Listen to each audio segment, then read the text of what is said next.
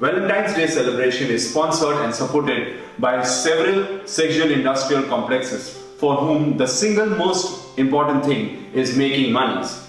As a result, Western and now Eastern countries too are suffering from several medical, psychological, social issues like sexually transmitted diseases, teenage pregnancy, broken family structure, disintegration of moral values, and increase in crime rate. Celebration of Valentine's Day is becoming a media and is spreading problems to every society, country, and world at large.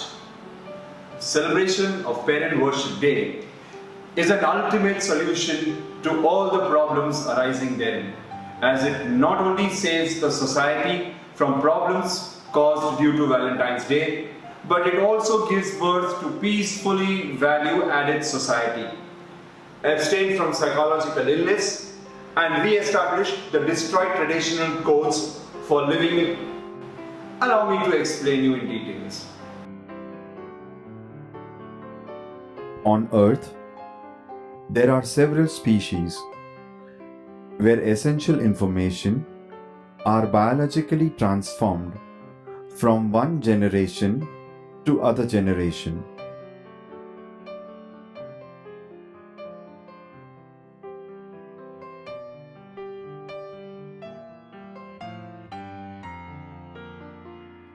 But humans are treated as an intellect species, as after the birth, they gather the information from their present environment and circumstances by using their brain, which develops from age to age and can think and act and can form colonies called societies and country. The humans formed cultural behavior and traditional codes on basis of scientific studies to make things favorable for their whole life cycle and for upcoming generation. But nowadays, these codes are broken and there are several disasters around humans. Specific events, not ongoing trends like climate change or global warming, that were created by humans and caused extensive damage, death, and destruction. We're excluding acts where harm was intentional, for example, wartime measures like the atomic bombings of Hiroshima and Nagasaki. One of the major causes is celebration across the globe of Valentine's Day, promoted by several sexual industrial complexes. An alternative to Valentine's Day is an ultimate gift to the world, and this is Parents Worship Day. This has been introduced by His Highness Sant Shri Asharamji Bapu from India. सभी का कल्याण हो। कोई ईसाई नहीं चाहता कि मेरी कन्या 13 साल में गर्भवती हो जाए स्कूल जाते जाते। कोई मुसलमान नहीं चाहेगा कि मेरी कन्या, कुंवारी कन्या हवस के शिकारियों की शिकार हो जाए, और कोई यहूदी पारसी नहीं चाहेगा कि मेरा पुत्र अथवा पुत्री विकारों के शिकार हो जाए। वैलेंटाइन डे के बदले माता पिता का पूजन, बस इसलिए मैंने ढूंढा कि माता पिता वैसे ही बच्चों पर मेहरबान होते हैं, लेकिन जब माता पिता का कोई बच्चा कहता है माँ तुम मेरी है, तो माँ के खुशी का ठिकाना नहीं रहता है। पापा मैं तुम्हारा हूँ, पिताजी तुम मेरे है, तो पिताजी के आनंद का दरिया उमड़ता है। लेकिन जब माता पिता का पूजन करेंगे तो पिताओं का अंतरात्मा और माताओं का अंतरात्मा बच्चों पर बरसेगा और बच्चे होनहार होंगे। ऐसे सज्जन आत्माएं भी तो उन्हीं माताओं की संतान है। नारायण। इसलिए मैंने वैलेंटाइन डे का विरोध नहीं, लेकिन वैलेंटाइन डे के कुप्रभावों से बचकर माता पिता का सत्कार करके, और सभी संतानें चाहे हिंदुस्तान की हो चाहे विश्व के ब्रह्मांड के किसी भी कोने की हो, सभी बालक बालिकाएं उन्नत हो और सभी माता पिता प्रसन्न रहो। This concept has scientific benefit to form a healthy society structure in all respects, like moral, mental, educational, physical, medical, psychological, spiritual, etc. By mainly guiding the children, youngsters, and adolescents who form the backbone of any nation. Nowadays, teenagers are becoming drug addicted, alcoholic, and are heading towards many wrong directions, diverting from educational life to criminal life to fulfill their desire and wishes by losing their moral values. Let's see the teenage brain growth by Dr. Martin Richard from the latest TED Talks. And a chap called Jay Geed set the neuroscientific ball rolling when he conducted a study using MRI scanners with children. He discovered, against all knowledge, that around the time of puberty we get an extra set of neurons. This completely wasn't understood until he discovered this. Now, what then happens is, through a process called myelination, pathways that are used are reinforced, a bit like lagging pipes. Okay? Now, Jay Geed calls this the use it or lose it stage.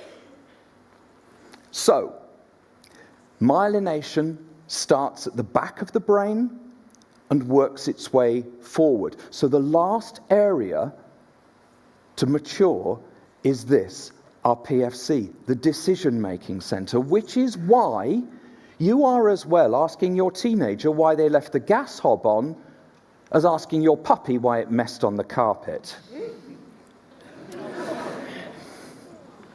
Teenagers are bad at making decisions, and now we know why.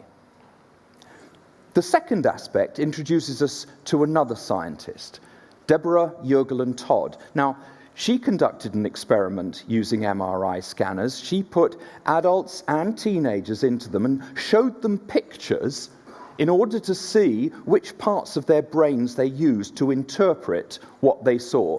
Here's one of the pictures. Now, all adults shown this picture interpreted it as fear.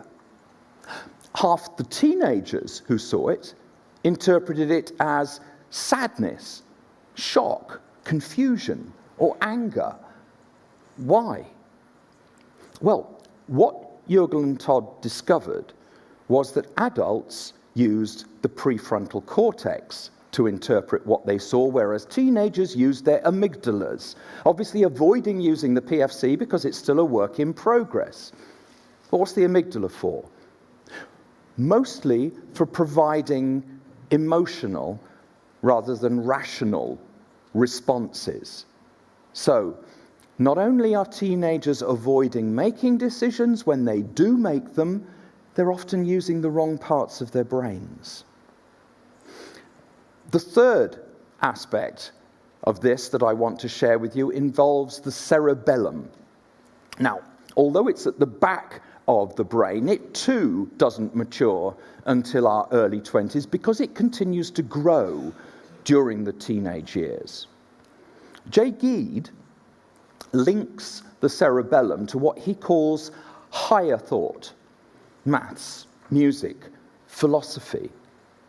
So it's entirely possible that taking part in sport, or maybe even just running around, can stimulate learning at this higher level.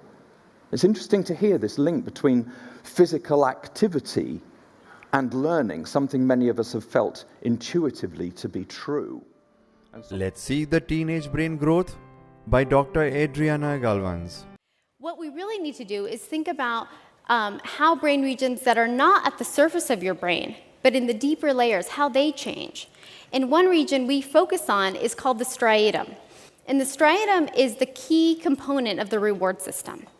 So when you receive something that you find rewarding, your striatum is very responsive, and it releases something called dopamine.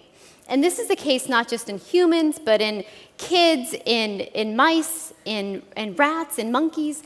all of these organisms respond really with a lot of excitement in their brain when they get something they like. So in my lab, we study this reward system across development, and especially in teenagers. And we do that by asking people to come to the laboratory and perform what's called a functional magnetic resonance imaging scan, or fMRI. And the beauty of fMRI is that you can take a snapshot of the brain in motion.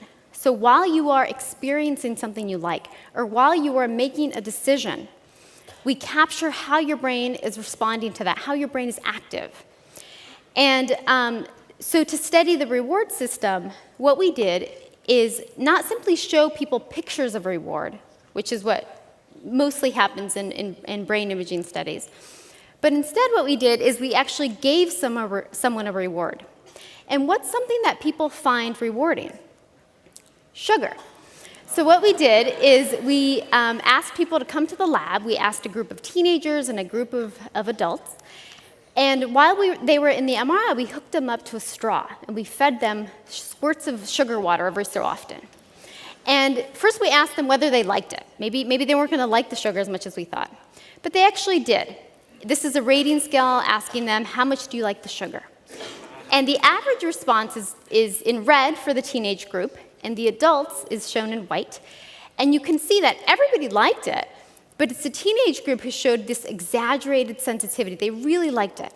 So we started to wonder whether there was something neurobiological that represented this difference.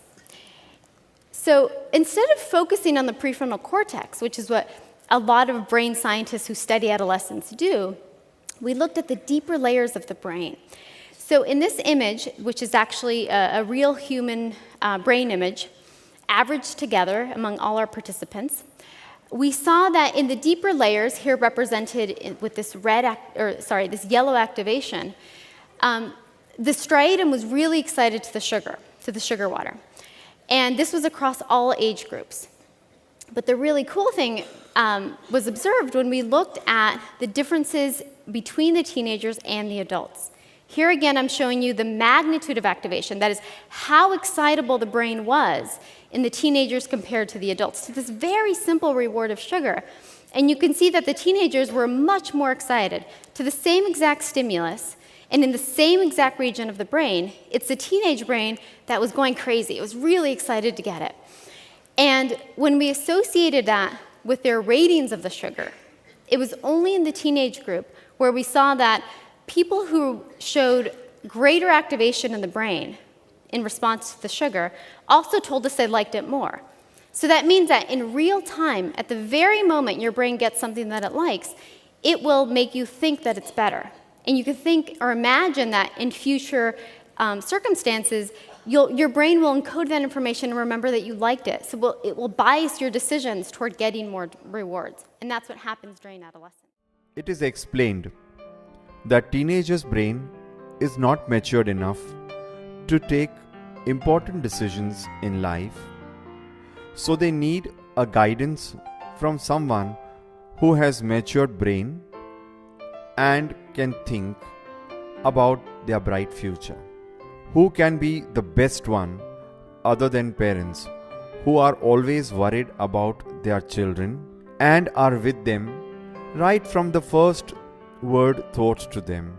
Parents have always promoted their children by means of not only rewarding their small achievements, but also encouraged them with love and care with their failure. Parents always want their children to be healthy in sense of all aspects.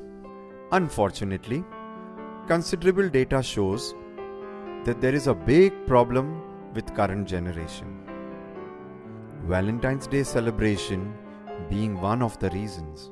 Valentine's Day has its own hazards, like sexually transmitted diseases, teenage pregnancy, psychiatric disorder and risky sexual behavior, broken families and their children, sex industrial complex, pornography, unpeaceful society, growth in criminal activities, prostitution, and depicting moral values.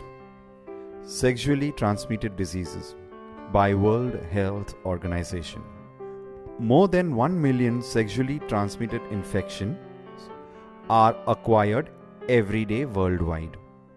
Each year, there are an estimated 357 million new infections, with 1 of 4 sexually transmitted infections: chlamydia, gonorrhea, syphilis, and trichomonasis. More than 500 million people are estimated to have genital infection with herpes simplex virus.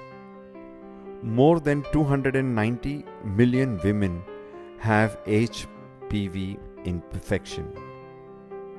Majority of sexually transmitted infection have no symptoms or only mild symptoms that may not be recognized as an sexually transmitted infection. Sexually transmitted infections such as HSV type 2 and syphilis can increase the risk of HIV acquisition.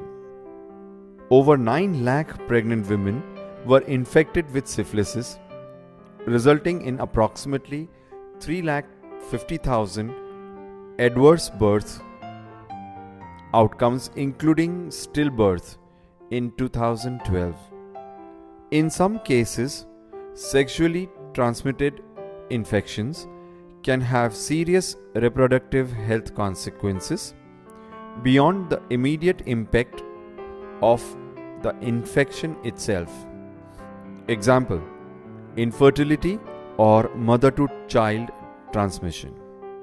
Drug resistance, especially for gonorrhea, is a major threat to reducing the impact of sexually transmitted infections worldwide. The human immunodeficiency virus HIV, 36.7 million people are living with HIV globally. 30% don't know their status.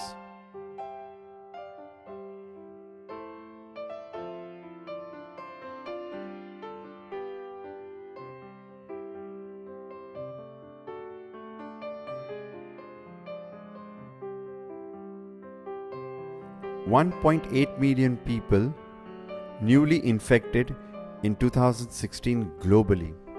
The HIV pandemic is most severe in sub-Saharan Africa. Over 60% of all people living with HIV and AIDS reside within the region. Adult HIV prevalence exceeds 20% in Swaziland, Botswana, and Lesotho, while an additional 6 countries report adult HIV prevalence of at least 10% outside Africa.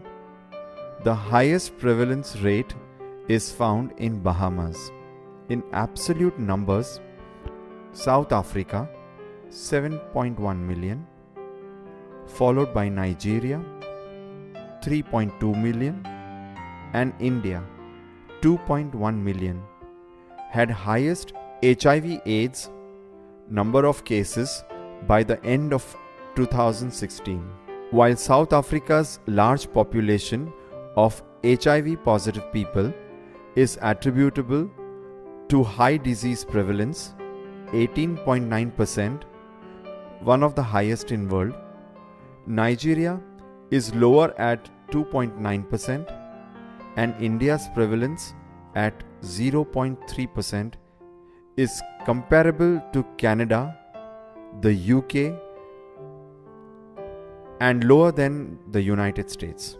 On the other end of the spectrum, Salvabad is reported as having no cases of HIV and AIDS, while Bhutan has larger population but still only an estimated 246 cases through 2011. Now let's see gonorrhea report by county in US. In 2016, 51% of reported gonorrhea cases occurred in just 70 counties. or independent cities. In 2016, 608 counties, 19.5%, in the United States had a rate less than or equal to 16 cases per 1 lakh population. The rates ranged from 17 to 38 cases per 1 lakh population in 631 counties, 21.1%, ranged from 39 to 71 cases per 1 lakh population in 635 counties, 20.2%, ranged from 72 to 139 cases per 1 lakh population in 619 counties, 19.7%, and was more than 139 cases per 1 lakh population in 64 counties, 20.6%. As in previous years, counties with the highest gonorrhea rate were concentrated in the south. Now let's see primary and secondary syphilis by county. In 2016, 64.2% of reported PNS syphilis cases occurred in 17 counties or independent cities of 3,140 counties in United States. 484, 15.4%, had PNS syphilis rate greater than 6.7 cases per 1 lakh population. 484, 15.4%, had a PNS syphilis rate greater than 6.7 cases per 1 lakh population. 480, 15.3%, reported a rate from 3.4 to 6.7 cases per 1 lakh population. Chlamydia by county. In 2016, 620, 19.7% of 3,140 counties had rates of reported chlamydia higher than 520 cases per 1 lakh population. 70 counties and independent cities reported 43.4% of all chlamydia cases in 216. Of the 70 counties and independent cities reporting the highest number of chlamydia cases, 47, 61.1%, were located in South and West, and other sexually transmitted diseases are human papillomavirus, conchoid, trichomonas vaginalis, herpes simplex virus, pelvic inflammatory disease.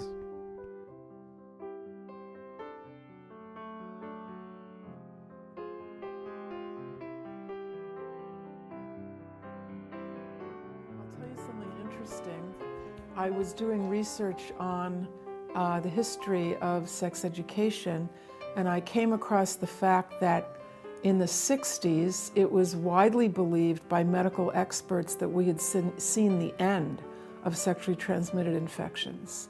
And that was because the two major ones at the time, gonorrhea and syphilis, now mind you, this was before the HIV epidemic, it was before herpes and the human papilloma were epidemic proportions, and it was following, it was at a time when antibiotics cured syphilis and gonorrhea with just one shot. So it was actually the Nobel Prize in Medicine, the winner of the Nobel Prize in Medicine, 1960, announced we are seeing we are reaching a time when infectious disease will no longer be an issue for us. So what you just said, about no one would have imagined at that time. We have in the United States, another young person is infected with a sexually transmitted infection every 3.5 seconds. So yes, it is quite sobering, but I feel very optimistic because the young people that I know, young people all over the world, want to be healthy. And they want to have a healthy lifestyle.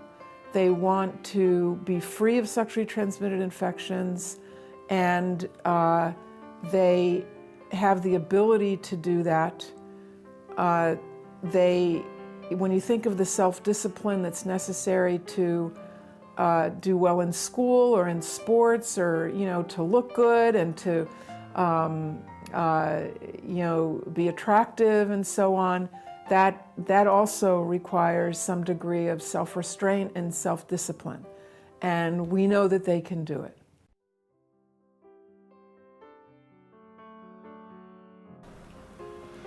Condoms and oral contraceptive pills they does not give 100% protection against sexual transmitted diseases, especially in young teenage group.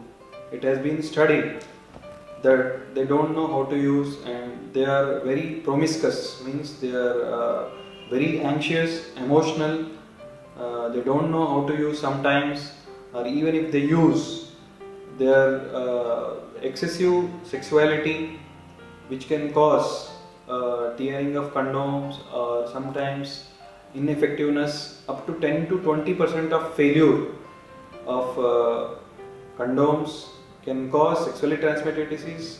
Not only sexually transmitted disease, but also can cause unwanted teenage pregnancies. Sexuality education gives young people a false sense of security by telling them, use a condom and you'll be protected, more or less. You'll be protected enough. They'll use terms like condoms provide excellent protection, or condoms prevent infections, or they prevent pregnancy. This is only true to a certain degree, and it's much less so than you might imagine. The number that's given in terms of pregnancy prevention, that the effectiveness of condoms in preventing pregnancy, the number that is widely given is 98%. The 98% value holds for adult couples who are in long-term committed relationships, who use the condom every single time and they use it correctly. So that's a lot. That's a lot of different qualifications that I put there. So first of all, it refers to adults. It doesn't refer to teens. It refers to adults that use condoms correctly every single time. That's perfect use. Most adults, even adults, typically aren't that good, so to speak. They're not using condoms every single time. Typical use in adults would be an effectiveness of about 85% in terms of preventing pregnancy. That's really not so high. Most people that are going for abortions who report having used birth control used condoms. So we're down to the 85% with adults' typical use.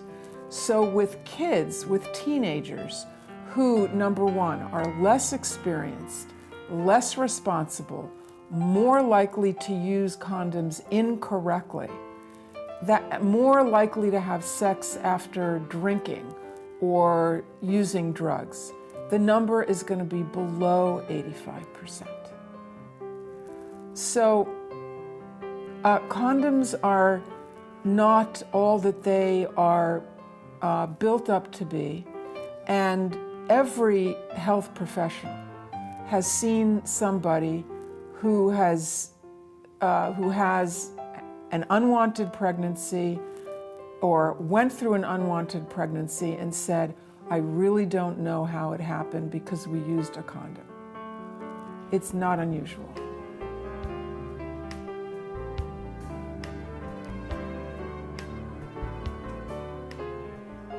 I think that health professionals themselves probably are not as informed as they should be, many of them.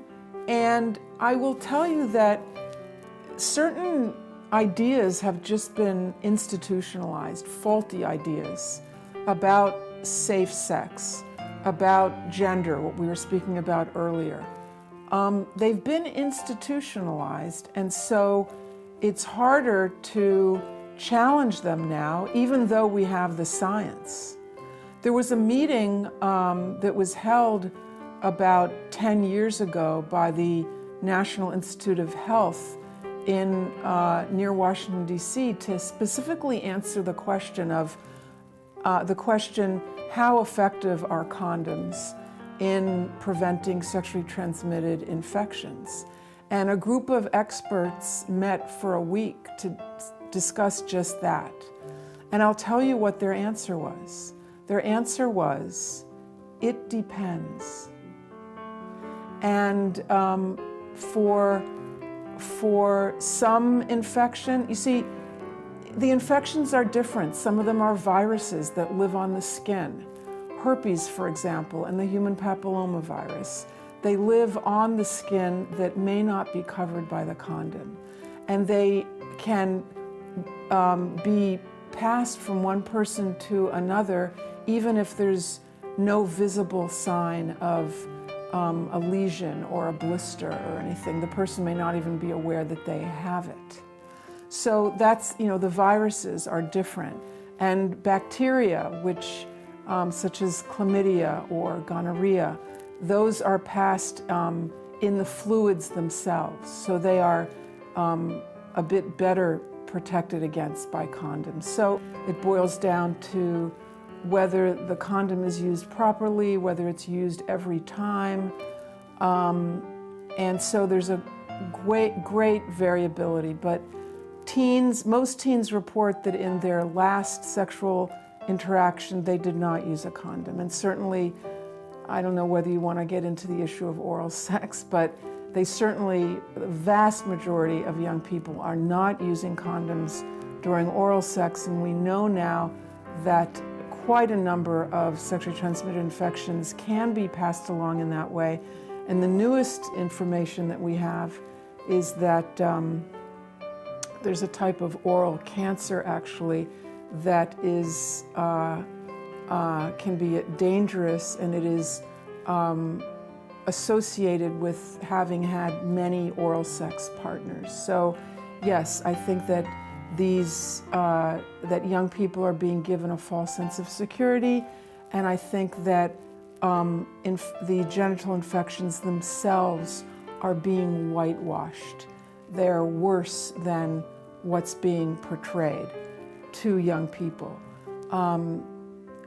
There are organizations, there are physicians out there that are telling young people that you basically can't dodge these bugs, that when you become sexually intimate, you're going to get one of them. They can't be avoided. And I think that is a preposterous thing to do. I think it's a terrible thing to give young people the message essentially that when you become sexually active, you are going to get one of these illnesses, or you're going to get a bug. The ideal that's not being presented to young people, in which I think we're shortchanging them, the ideal that they can avoid all of these sexually transmitted infections if they delay sexual behavior and then they get together with another person who did the same. In that way, all these difficulties and stress and so on can be avoided. I'm referring actually to a video that's on YouTube that your listeners, your audience can go to. It's a Planned Parenthood, which here is called family planning here in Australia, but Planned Parenthood of the US has a very alarming video on YouTube with a doctor, Dr. Cullens is her name, and she informs young people that once they become sexually intimate, expect to have the human papillomavirus. She says, we all get it. And what happens is that they go ahead and normalize it and whitewash it. While it is true that many people seem to get rid of this virus, after a while their immune system is able to fight it and get rid of it, and perhaps they won't have it again for the rest of their lives, and it really ends up being quite a, like a non-event in their life. That's true. That could happen, but it also could not. And sometimes people go on and have trouble with genital warts, and which can be quite devastating. It's hard to treat them, it's painful to treat them, and then more seriously, people can develop precancerous. And now we look at teenage pregnancy. The biggest burning problem of Western countries is teenage pregnancy. According to World Health Organization report, about 16 million girls aged 15 to 19 and some 1 million girls under 15 gave birth every year, most in low and middle income countries. Complications during pregnancy and childbirth are second causes of death for 15 to 19-year-old girls globally. Every year, some 3 million girls aged 15 to 19 undergo unsafe abortions. Babies are born to adolescent mothers face a substantial higher risk of dying than those born to women aged 20 to 24. The graphical data depicted shows that UK has one of European Union's highest teen pregnancy rates. The following graph shows the probability of having had sex by teenagers, both males and females, in United States of 2011 to 2013. Different websites on internet has considerable data about teenage pregnancy with the scary facts, but no practical measure has been found to stop or to resolve the problem. Medical risks. Here are a few medical risks that are greater if you are pregnant before 15 or you do not seek parental care. Low birth weight or premature birth, anemia, low iron levels, high blood pressure, pregnancy-induced hypertension. PIH can lead to preeclampsia, a higher rate of infant mortality, which is death, possible greater risk of cephalopelvic disproportion, which is the baby's head is wider than the pelvic opening. Teens may also be in danger of not receiving the right amount of nutrition, such as prenatal vitamins, during pregnancy.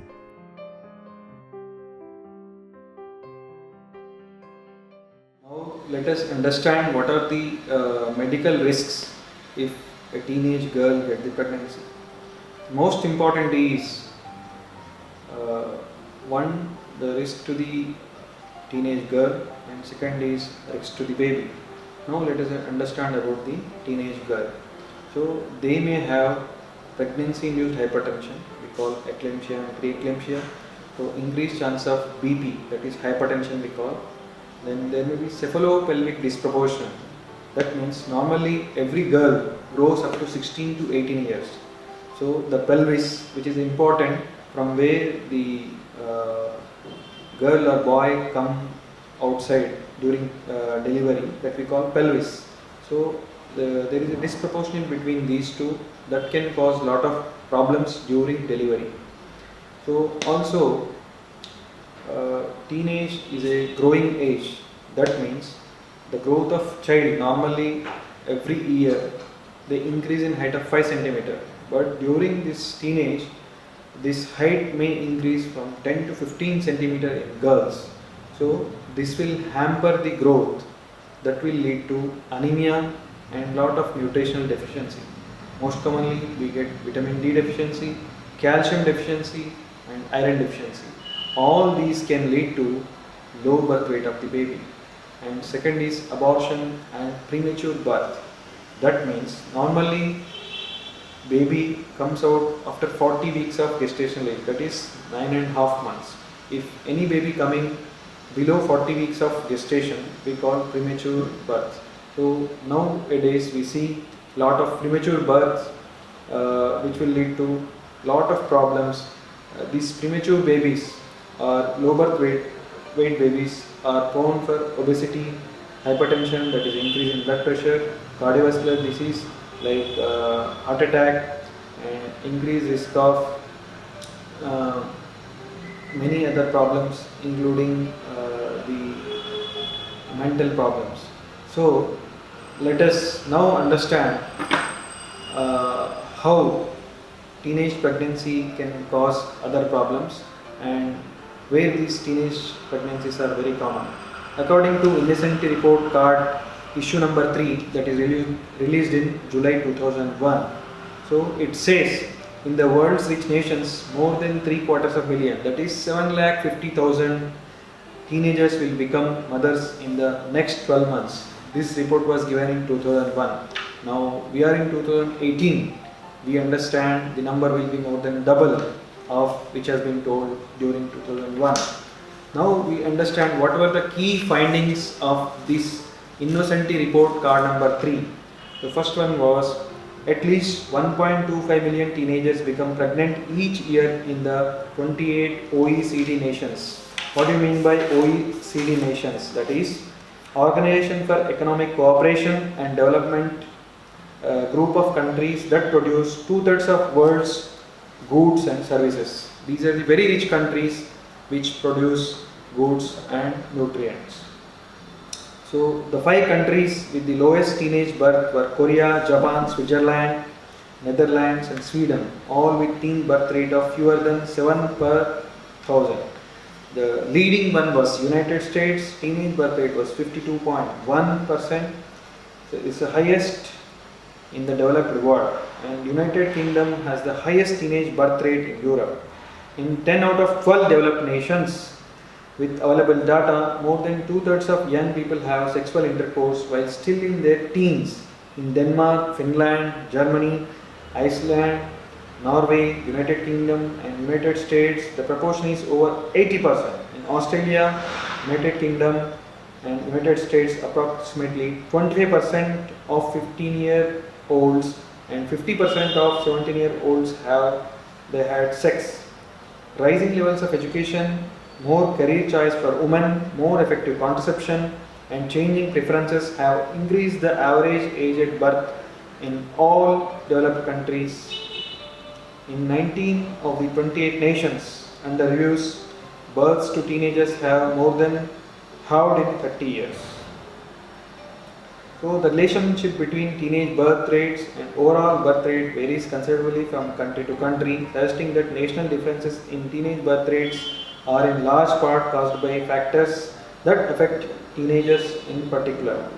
So giving birth while still a teenage is strongly associated with disadvantage in later life. On an average, across 30 countries of European Union, women who gave birth as teenagers are twice as likely to be living in poverty. Now, let us understand what are the various problems they are facing after teenage or during teenage pregnancy. So the range of disadvantages for mother, child, society, general and taxpayers in particular. So there will be dropout of school and no or low qualification and known to be unemployed, low paid and to live in poor housing condition and to suffer from depression and to live on welfare. So similarly, the child of a teenage mother is more likely to live in poverty, to grow up without a father, to become a victim of neglect and abuse while at school. to become involved in crime, to abuse drugs, alcohol, eventually to become a teenage parent and begin the cycle all over again. Now let us understand what are the percentages of problems they are facing the same. So now 33% it says they have less than the upper secondary education qualification. 18% not working or inactive or unemployed. 4% without partner. 18% neither woman nor partner are working. And 24% household income lowest less than 20%. According to Innocenti report card number issue number 3 issued in July 2001, the forces that have brought about such radical change are well documented and include spread of cheap, safe and effective contraception, the liberalization of abortion law, the progress made by women towards education and career equality, the widespread rejection of traditional sexual code. This is very, very important. Now we see that the widespread rejection of traditional sexual code is increasingly becoming common, and the emergence of more sexualized society as old taboos have fallen away and sexual imagery and message have permeated the information environment. Over the same period, powerful economic pressures have favored two-income households, raised opportunity cost of having children, placed an increasing premium on education and knowledge, and deepened the relative economic disadvantage of low skill. Now let us talk about the traditional sexual codes and age-old taboos.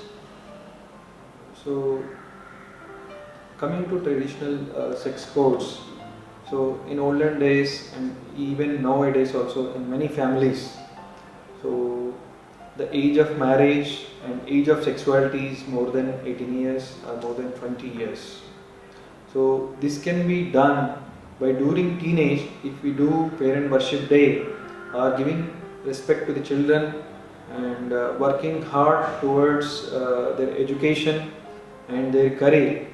It will build up a strong nation, and we can have a good culture, that is traditional culture, which can overcome all teenage pregnancies, sexually transmitted disease, abortions, lot of the mental problems of teenage children. Not only this, we can make progress of the country, and we can become spiritually rich. This is very, very important.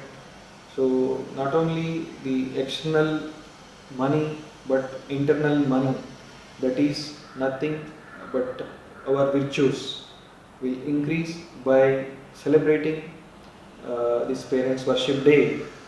So all teenagers, they will respect their parents and elders, and they will express their love towards their parents, which will lead to good relationship with parents and harmony of the family, society and nation. Teenage mothers are forming a different colony which has a low education and liabilities to government. Teenage mothers may not continue the school or college due to the variety of pregnancy symptoms like weakness, sickness, etc. They have to drop educational life, affecting their future career. These effects continue for teen mothers and her child even after adjusting for those factors that increased the teenager's risk for pregnancy, such as growing up in poverty, having parents with low level of education, growing up in a single parent family, and having poor performance in school. The teenage mothers facing the economical conditions may go towards prostitution to fulfill their child's need, thus spoiling their future and decreasing the moral values of the society.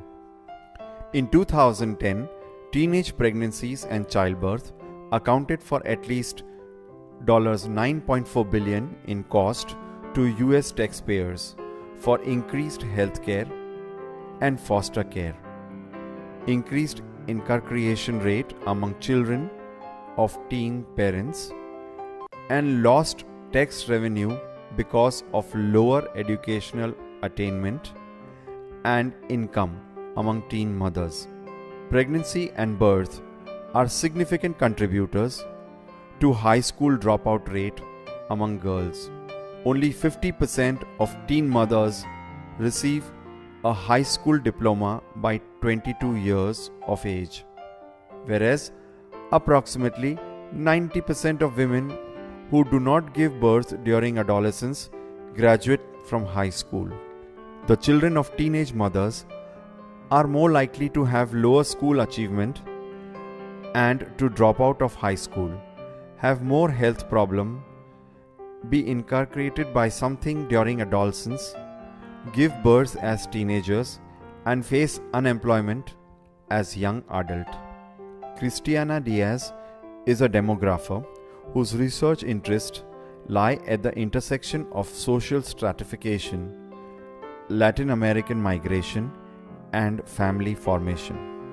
She wrote in one of her articles, "By the time a young woman becomes pregnant, there are already factors from socio-economical background that influence her experience. There are all these underlying issues that happen before pregnancy. Attending low quality school, living in poor neighborhood, living in high poverty context. So that the teen pregnancy is just one single issue," she said. Premarital sex and its meanings. Premarital sex has been morally unacceptable in almost every human society that regards marriage as the legitimate requirement for sexual behavior. In recent report released by Center of Study of Adolescence in Kenya 2007, the age of sexual debut is now at all-time low of between 8 and 12 years. Young people had sex before they reach the age of 20. This increases the chances of unwanted pregnancies and sexually transmitted diseases. Also, the consequences of premarital sex led to sexually transmitted diseases as well as HIV are higher for females. UNICEF 2004. Modern society is becoming loose because of people are doing things in different way, such as premarital sex is becoming more rampant. This is existing or spreading everywhere in a way that cannot be controlled. Youth who feel unloved or unappreciated are more likely to seek comfort in sexual relationship. UNICEF in 1998 in Africa estimated that 2 lakh lives were lost as a result of conflict and war. AIDS killed 2.2 million people. The disease is now the leading killer in world. In sub-Saharan Africa, it has killed 16.3 million lives since epidemic began. A premarital sex has recently spurred a major concern among the youth. This is a common question among teenagers and engaged couple. Data from 2002 survey conducted in Owerri, southeastern Nigeria by Center of Reproductive Health indicated that by age 20, 77% of respondents had premarital sex. Even among those who abstained until at least age 22, 81% had had premarital sex by age 44. Among others, of women turning 15 between 1964 and 1993, at least 91% had had premarital sex by age 30. Among those turning 15 between 1954 and 1963, 82% had had premarital sex by age 30 and 88% had done so by age 44.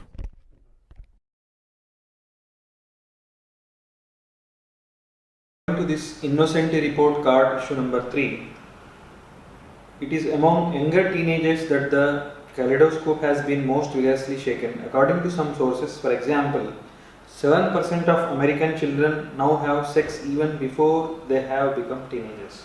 Among 15-year-old American girls, 25% have already had full sexual intercourse, and by age 17, the portion is to close 50%. Available figures for the United Kingdom tell broadly the same story. 40 years ago, average age at first sex was 20 for males and 21 for females. Today it is 17 years for both sexes. Among under 16s, the proportion who report having had sex has doubled in a generation to 30% for males and 20% for females in 1991. More recent statistics suggest the number of girls having underage sex below 16 has doubled in the last 10 years, and almost 40% of 15-year-old girls have had full intercourse. According to IOSR Journal of Humanities and Social Sciences. So this is from the study of University of Maiduguri. The topic is Consequences of Premarital Sex Among the Youth, a study of University of Maiduguri by Dr. Musa Abdullahi, PhD, and Abdullah Umar. So Maiduguri is a predominantly Muslim community with strict adherences to religious moral values. Issues relating to sex activities are seriously monitored, and great emphasis is attached to need to abstain from sexual activities outside marriage. Permissible sexual relation is restricted to marriage life cohabitation. The Maiduguri community, like in most northern societies, encourages its unmarried population not to engage in any form of sexual activity before marriage. Great value is attached to virginity of both males and females.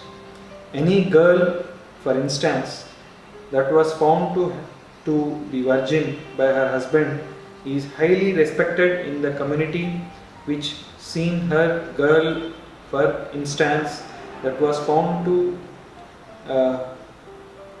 he virgin by her husband is highly respected in the community, which sees her as a symbol of purity. So even in Muslim community, they see that the premarital sex, if they don't do, that is a symbol of purity. And again, the age of sexuality after marriage is considered as a symbol of purity.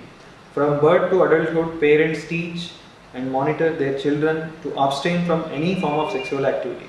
The society in some cases sanctions violators of sexual norms. Sexual acts like premarital sex, adultery, rape, homosexuality, smooching and like are considered abomination and against social norms. Other related activities like watching naked bodies, exposing of sexual attractive organs like the female breast are seriously condemned. So we see all the communities follow same traditional sexual code or traditional values.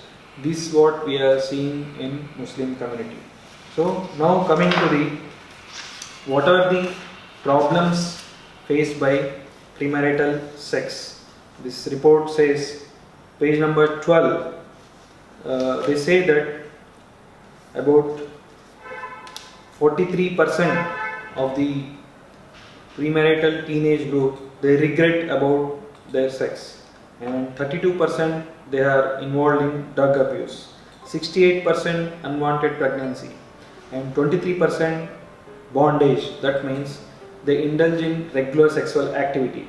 57% they had loss of self-respect. 68% went into depression.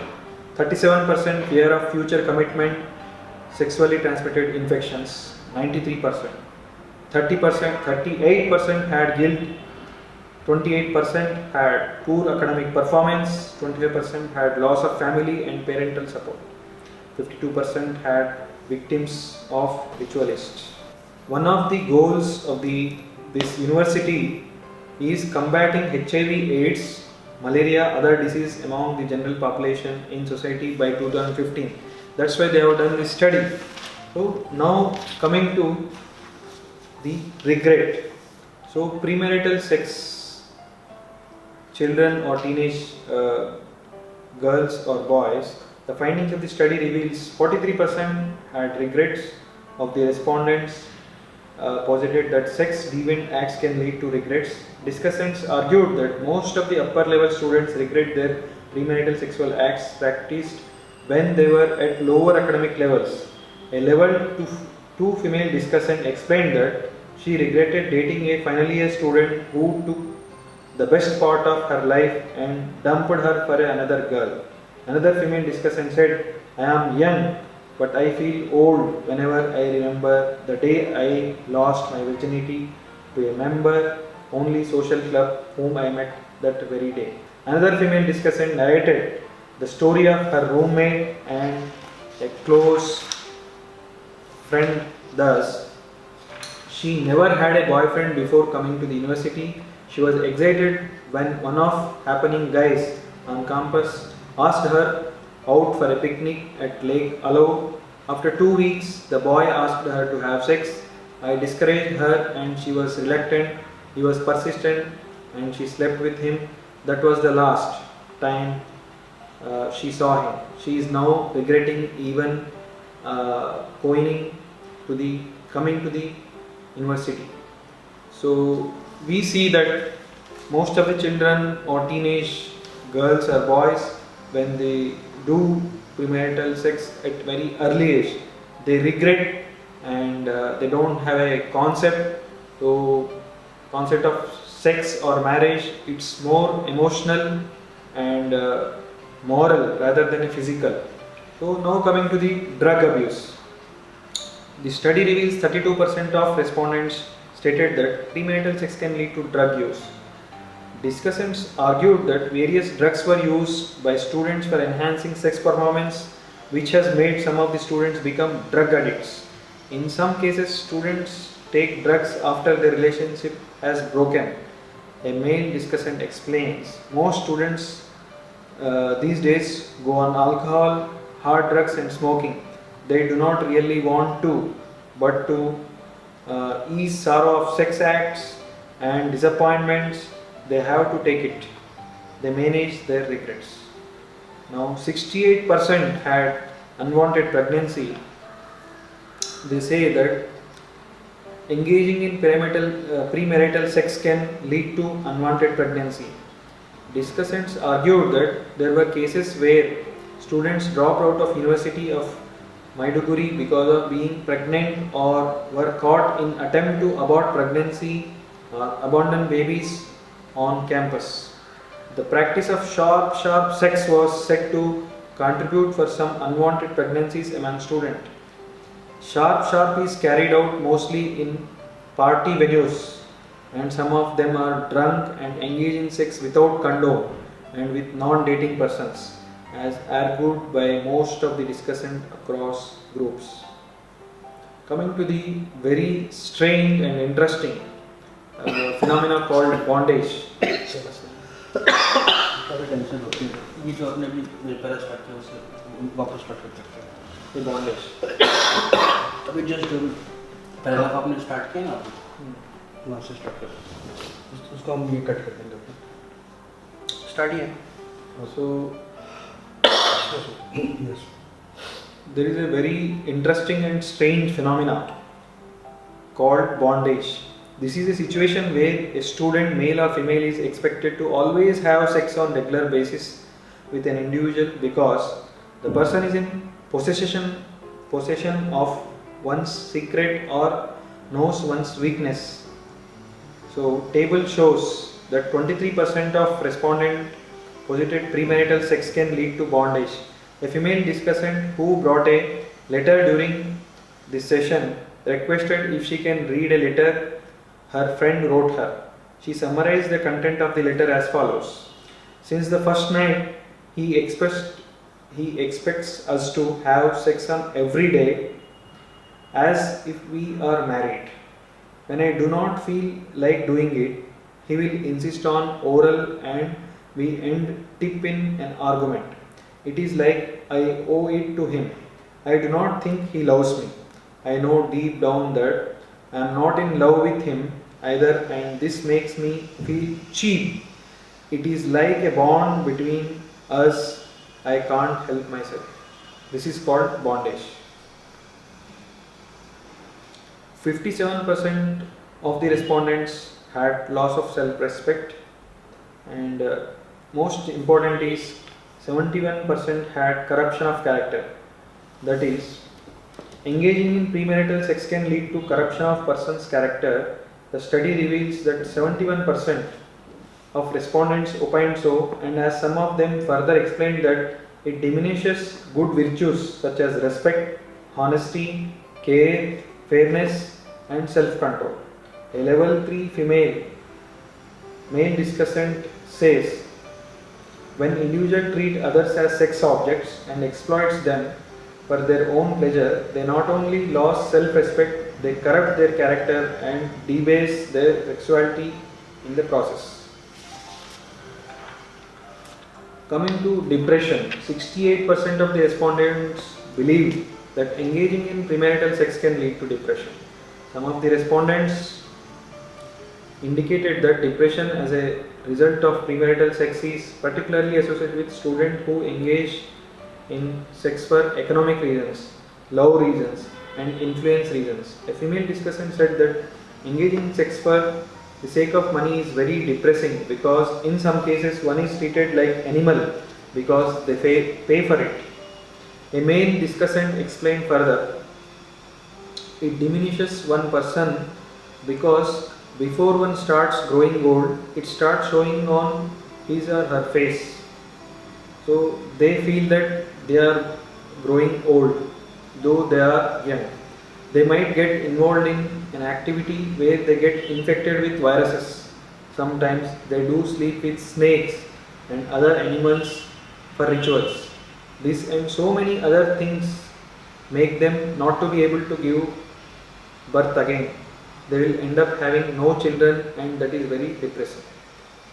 37% of respondents posited fear of future commitment, and 93% of respondents posited engaging in premarital sex can lead to HIV or sexually transmitted disease. Majority of the discussants in the group argued along the same hue and identified some of the sexually transmitted diseases include herpes, gonorrhea, HIV, which are in existence among students. They further explained that those who engage in group sex, sharp sex, and sodomy account for greater proportion of sexually transmitted disease in victims. So 38% of the respondents posited that engaging in premarital sex can lead to guilt.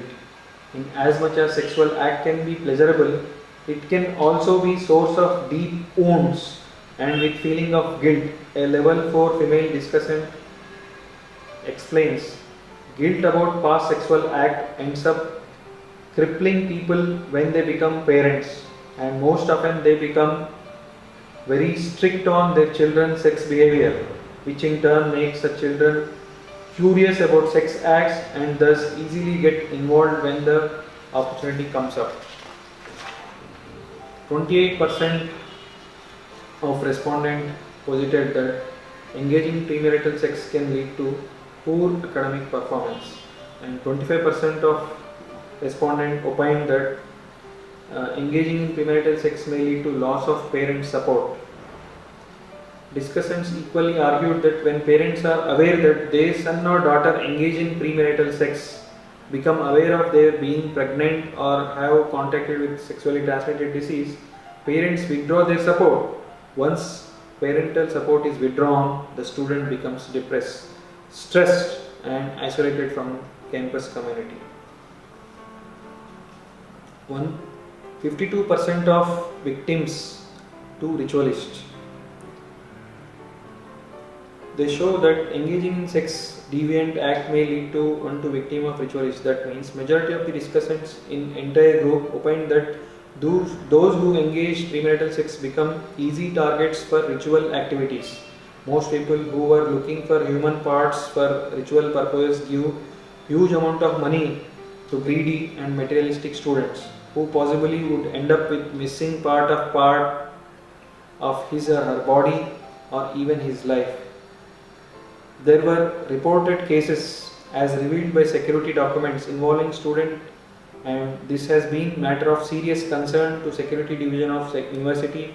A female discussant explained that any relationship based on money has no benefit because the money cannot be there all the time. She said she is looking for money, the man is also looking for money, and if she is unfortunate, the man may use her for rituals.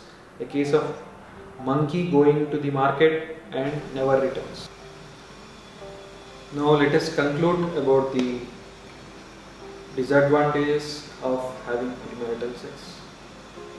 So if you take what are the physical disadvantages. So physically they will have the sexually transmitted disease. Most important is HIV and herpes. Second is teenage pregnancy. Third one is later they may not have children, they may have the gynecological problems. Coming to lot of social problems, like they are being rejected by their parents if they get infected or they have the pregnancy or the delivery of a child, and also they perform very low in their schools and education. Coming to the mental problems, they have a lot of mental problems, mainly depression, and they will have guilt about their act, and they will think that if they would have been done this in later age, and they are also more prone for a lot of drugs, most importantly alcohol, tobacco and other drugs like morphine. So this will become a vicious cycle. So vicious cycle of physical, mental, social, most important is spiritual problems. So this can be overcome by doing and following our traditional sexual code, that is nothing but parents. According to AdAge 1996 Ad Health reports, article by sexually active teenagers are more likely to be depressed and to attempt suicide by Robert Rector. So he was a senior research fellow. This report says that 48% of teenagers in United States were sexually active, and every day around 8,000 teenagers they get infected by sexually transmitted diseases. Around 2.4 lakh children every year in 2000 they born to the girls aged less than 8 years. So all these are a social burden to the nation and also the world. This report also says that these people are more prone for suicide and the depression. Now next we'll see how much percentage had more attempts of suicide. It has been said that they have compared the depression and sexual activity between who are sexually active and who are not sexually active. Around increase of 17.6% of depression seen in the teenage group with sexually active. So that means 25% had depression with sexual activity and 7.7% in not sexually active. This is in girls. In boys, increase of 4.9% by indulging in sexual activity they have seen. So now coming to suicide. So attempting suicide and sexual activity among teenage girls. So without sexual activity there was only 5.1%, with sexual activity 14.3%. That means there is increase of 9.2%. Can you repeat the attempt suicide and sexual activity what you just said? Suicidal activity. Suicidal activity and attempts of suicide in girls. Without sexual activity, there is only 5.1% chance, but with sexual activity, that is 14.3%. That means there is increase of 9.2% suicidal activity in girls with sexual activity. Coming to boys, only 0.7% had the attempt of suicide in non-sexually active and 6% in sexually active. That means increase of 5.3% of suicidal attempt with sexual activity. Let us conclude about this report. Sexual activity among teenagers is the major driving force behind the well-publicized problems of high incidence of teenage sexual transmitted disease and abortions. They have seen that the teenagers who indulge in sexual activity, they are less happy. That means they are more depressed than the other children who are normal, and they have seen that increased suicidal attempt. So that is 5% significant in teenage group. That all these can be reduced again by doing the traditional sexual code, nothing but Parents Worship Day. So let us celebrate the Parents Worship Day on February 14th and avoid all these sexual transmitted diseases, abortions, depressions, and also suicidal attempts. Now let us discuss why teenage sexual people or teenage girls who have got pregnancy, they are more prone for doing suicide and going into depression. So there are many factors involved in this. One is like physical factors. By acquiring sexual transmitted disease and by becoming pregnant or giving a low birth weight child, teenage delivery, all these will cause mental depression. Coming to social factors, in our society, not only society but parents, peer groups and NGOs, they don't have a support. They are unlikely to be supported for their sexually transmitted disease or teenage pregnancy or teenage delivery. Third one, they are always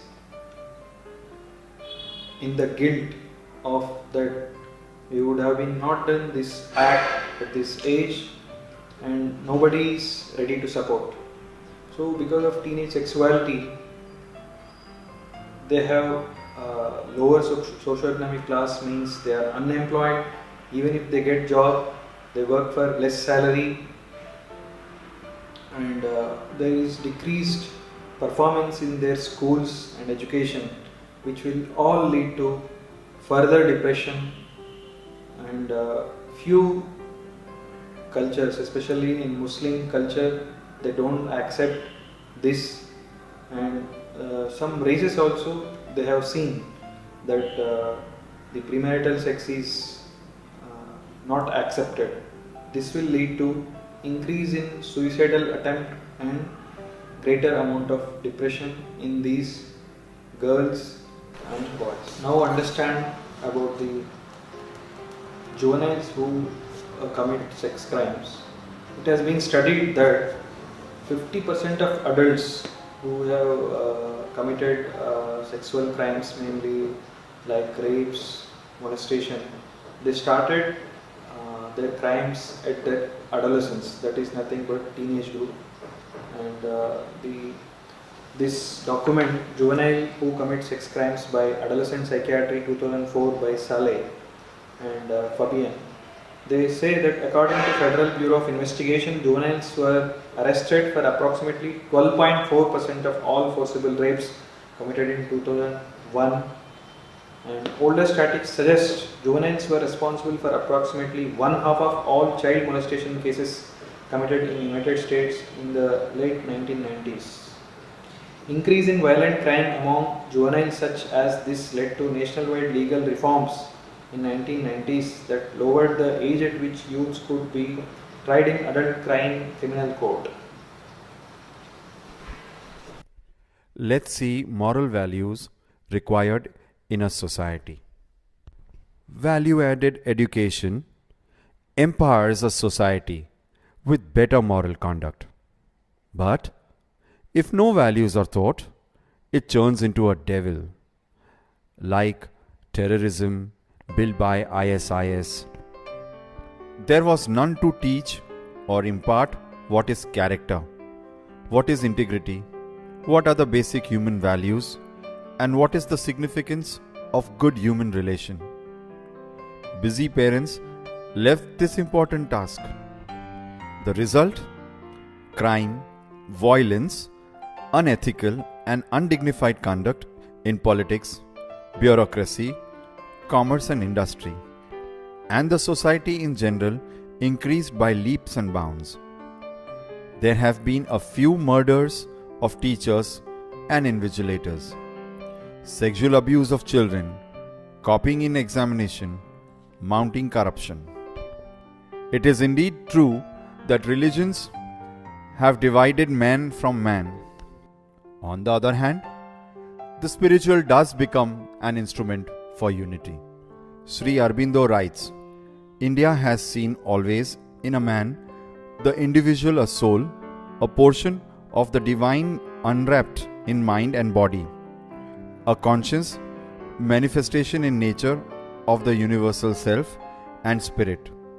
Always she has distinguished and cultivated in him a mental, an intellectual, an ethical, dynamic and practical, an aesthetic and hedonistic, a vital and a physical being, but all these have been seen as power of soul that manifests through them and grows with their growth.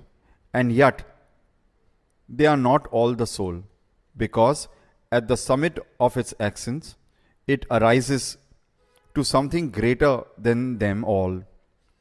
And it is in this spiritual being that she has found the supreme manifestation of the soul of man and his ultimate divine manhood.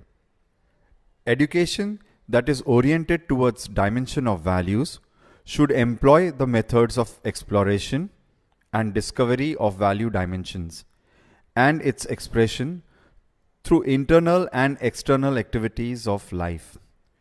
It is better to use the expression value-oriented education rather than value education. Religion gives meaning to people, to their life and action. If a culture ceases to do that, then the process of critical and constructive rethinking becomes imperative, or we lapse into mindless fundamentalism, a clinging to a past, to a set of beliefs that do not quicken life anymore. I mentioned 3 features of Indian culture, which are of direct relevance in our discussion. There was the concept of Bhoot Daya, or universal compassion, extending oneself to whole of creation, to plants, animals and humans. Surely, we find that this is as modern as our today's and tomorrow. Then there was the stress on the power of knowledge, namely, knowledge bringing about liberation. This power was seen to be so profound as to be listed as one of the ways of final liberation. Sa vidya ya vimuktai, that is, true knowledge that liberates. A third element was that I would call transcendental or spiritual or vertical dimension of our culture. The quest for depth, for height, for meaning, for standards, for high achievement, for the ultimate.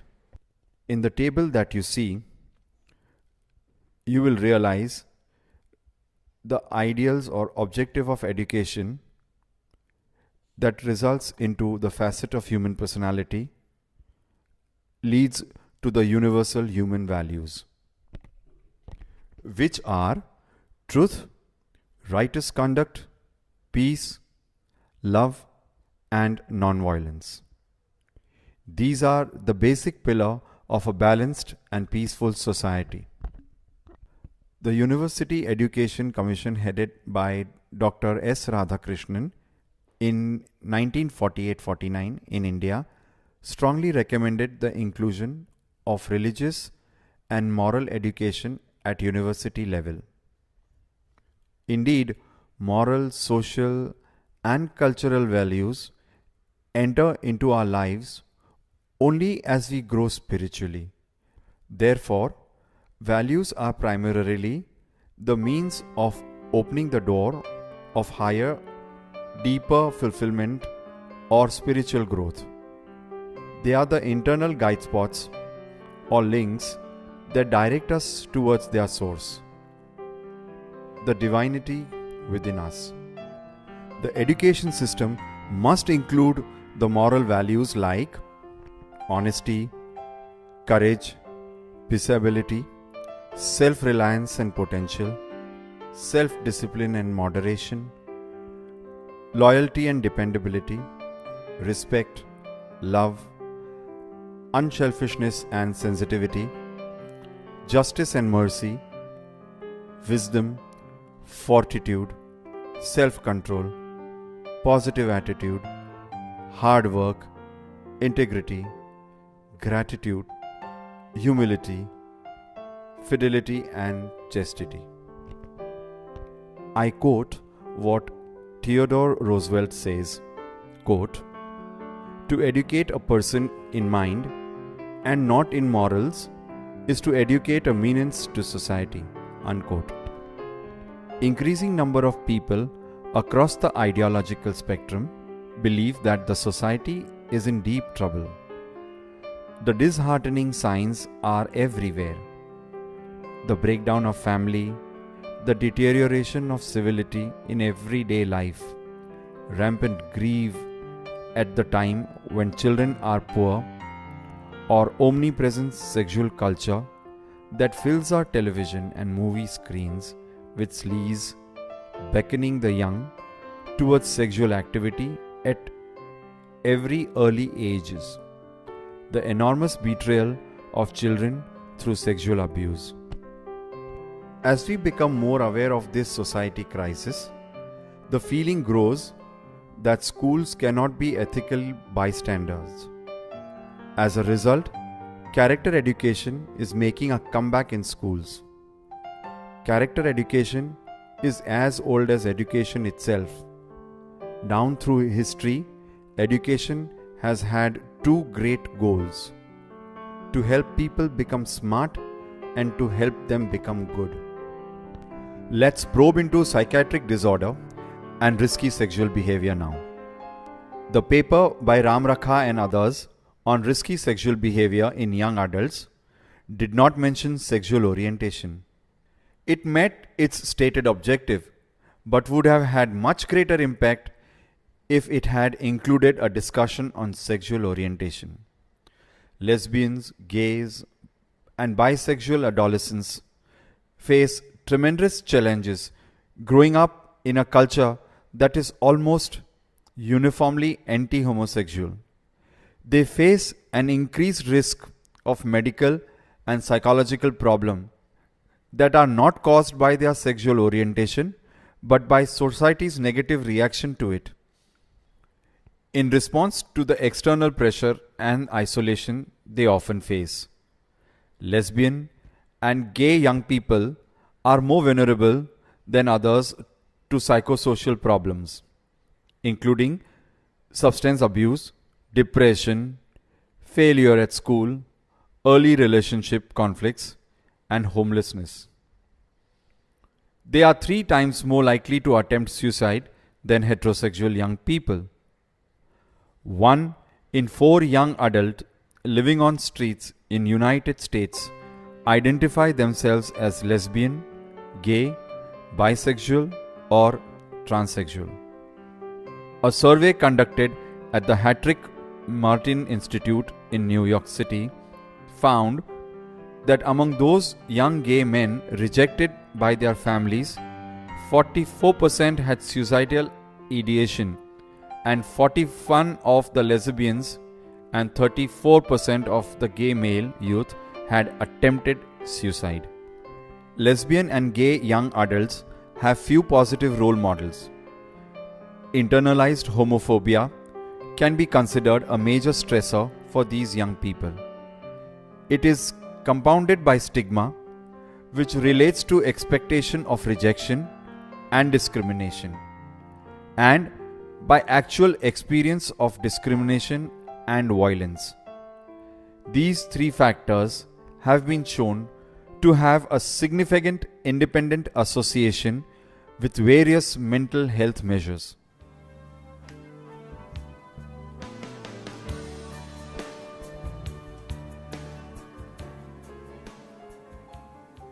We need to make a distinction here between two terms that many are confused about, and that is gender orientation and sexual orientation. Okay, gender orientation or gender identity would be a person's identity as male or female. And what's being promoted these days, in a very aggressive manner, is John Money's theory of gender, which is that it's all in the head. It's a feeling. It's an inner experience. And we're being told, John Money said that inner experience really was permanent, had been established, and would be unchanging by the age of about 3. But these days, we are leading people to believe, and especially, as you mentioned, vulnerable young people, that gender can be absolutely fluid and it can change throughout the lifespan, and a person can feel very comfortable and good as a male, and then at the age of 10 or 20 or 50 may decide that he actually feels like a female. This is what young people are being told. And there are individuals, rare individuals, who from an early age are persistently uncomfortable with being male or female because they feel they were born in the wrong body. They have the genetics, they have the chromosomes of one sex, but they feel like they must be another sex. That does exist. That's called gender identity disorder. And I certainly believe that these people need to be dealt with in a most sympathetic and understanding way, and given any help that they may need. What I object to is when children who don't have that and feel perfectly fine as male or female are told, there's a whole spectrum of ways that you might one day feel you are. You may, first of all, they say that there's a spectrum of gender identities. It's not just male and female, that those are the two extremes. There's many genders in between that, including not being either male or female. There's a whole smorgasbord of different gender identities, and I would object to that as not being scientifically accurate in terms of the vast, vast majority of the population. And then getting back to the terms, using the terms correctly, the term sexual orientation, which is completely different, and that refers to whether a person is romantically attracted to men or women, or both men and women. So people are confusing these. There's lots of terms out there these days, and it's easy to get confused, but gender identity really is not absolutely related to who one is attracted to romantically.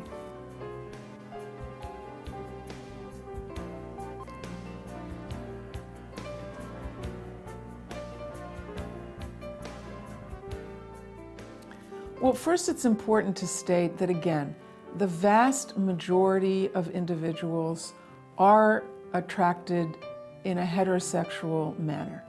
They have romantic attractions to the opposite sex.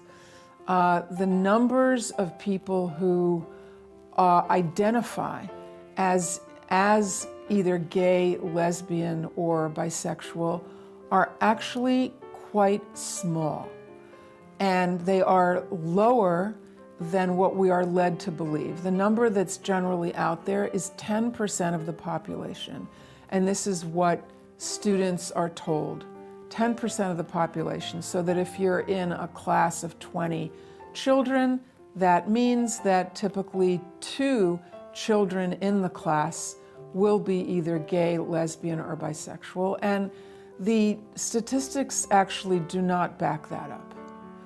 The statistics show that the numbers are much lower in the realm of, well, if you put the 3 categories together of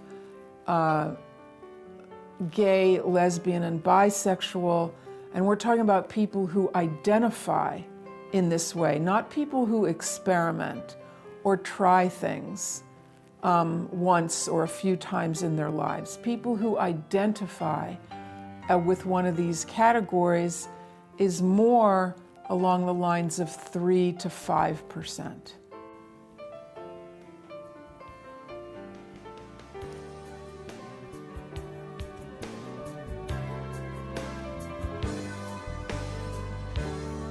It's so important to tell young people that no matter whether they think they're heterosexual or gay or lesbian, the most important thing is to delay sexual behavior. It's particularly true for boys who feel that they are certain that they're gay or they're wondering if they're gay, because the gay community has the highest, well, actually the bisexual and gay community has the highest incidence of infections, of genital infections.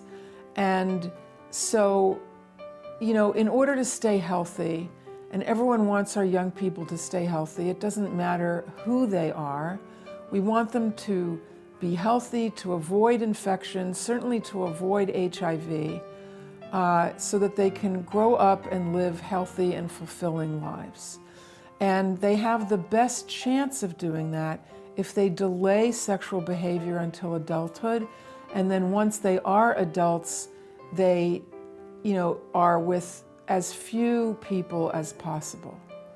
So what concerns me so much is that all young people now who are exposed to what's called sexuality education get the message that it's healthy to be sexually active as a teen, and so long as they use protection, they can go ahead and explore and experiment with different people and discover what they like and what they don't like.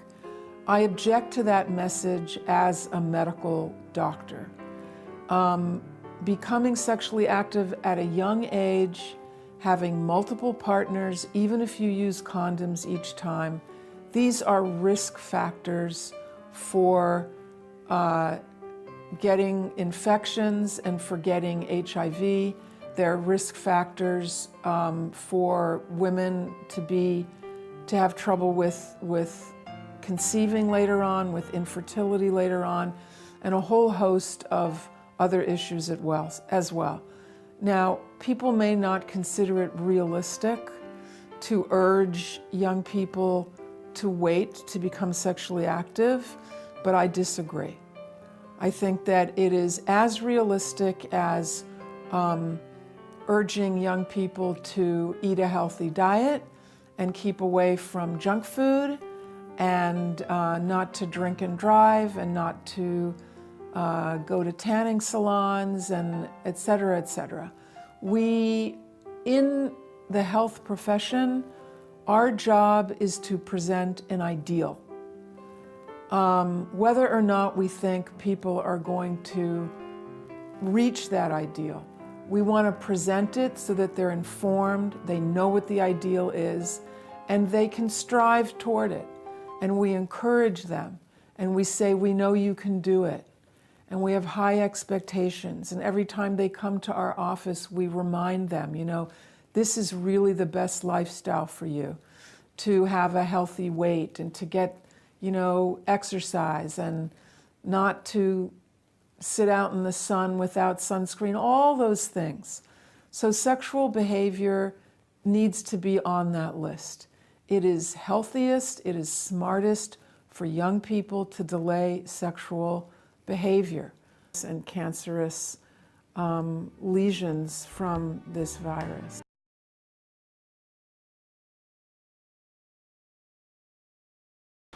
Dr. Shashi K. Pandey, an Eastern psychiatrist trained in the West, is convinced that therapy is our equivalent of religious and ritualistic healings in the so-called primitive tribes, because Western man considers reasons for the magic key to the nature. He projects that image into psychic healing room, says Pandey. To the Easterner, the past, present, future merge almost into one, and magical ideas are openly accepted as such. But in our scientific industrial West, everything must be explained by reasons, even if they later prove to be not so reasonable. If the psychotherapeutic religion, as in all others, it is not validity that matters, it is believability that shapes the worshipper's faith. Dr. Pandey explains that in insight therapy, supposedly correct interpretations provide the reasons why the patient is mentally disturbed. Actually, says Pandey, these explanations are a magnificent ruse for foresetting long-term and intimate relationship, which provides the real potential for healing.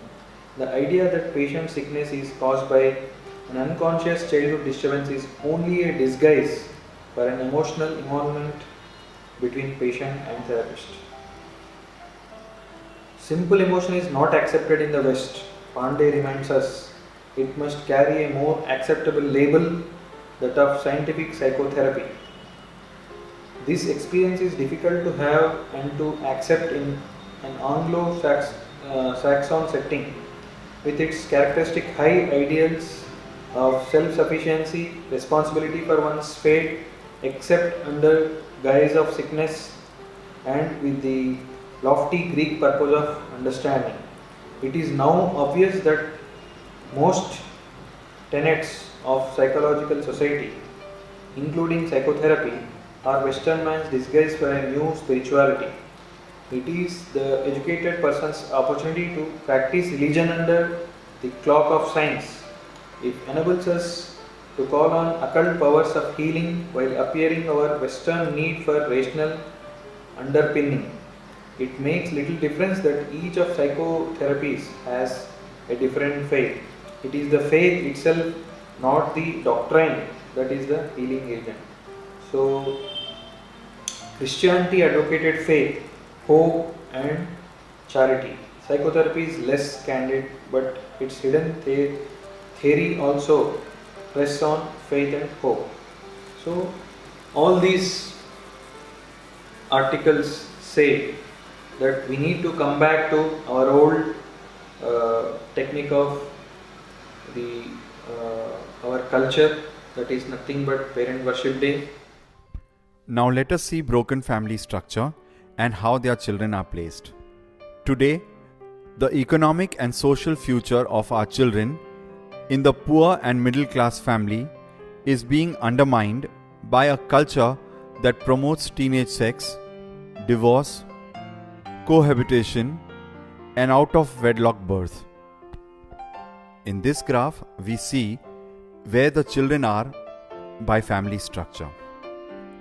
To begin with, first marriage 47%, married step family 20%, divorce or separated single parent 16%, not with either biological parent 7%, cohabiting couples 6%, always single parent 6%, 1% widowed. The link between divorce and poverty. To understand the importance of marriage to prosperity and what determinants of a stable marriage are, it is important to look first at the evidence surrounding the effects of its alternatives: divorce, cohabitation, out of wedlock birth, on children and on income. You can see the impact of divorce on income of families with children in this graph. What depicts in the next graph is number of children whose parents divorced by year. We shift our focus now to sex industrial complex. An Indiana University orgasmatron and porn industry. Alfred Charles Kinsey in 1947 founded the Institute of Sex Research at Indiana University, now known as the Kinsey Institute for Research in Sex, Gender and Reproduction. The public is increasingly aware that university investigators too often abuse university facilities, income, prestige to profit themselves by serving private industry like drugs, tobacco, alcohol, etc. Too often is the public trust violated when profit for the investigator, not the nation, drives the research, too often producing flawed or fraudulent data. How did pornography become a billion-dollar business?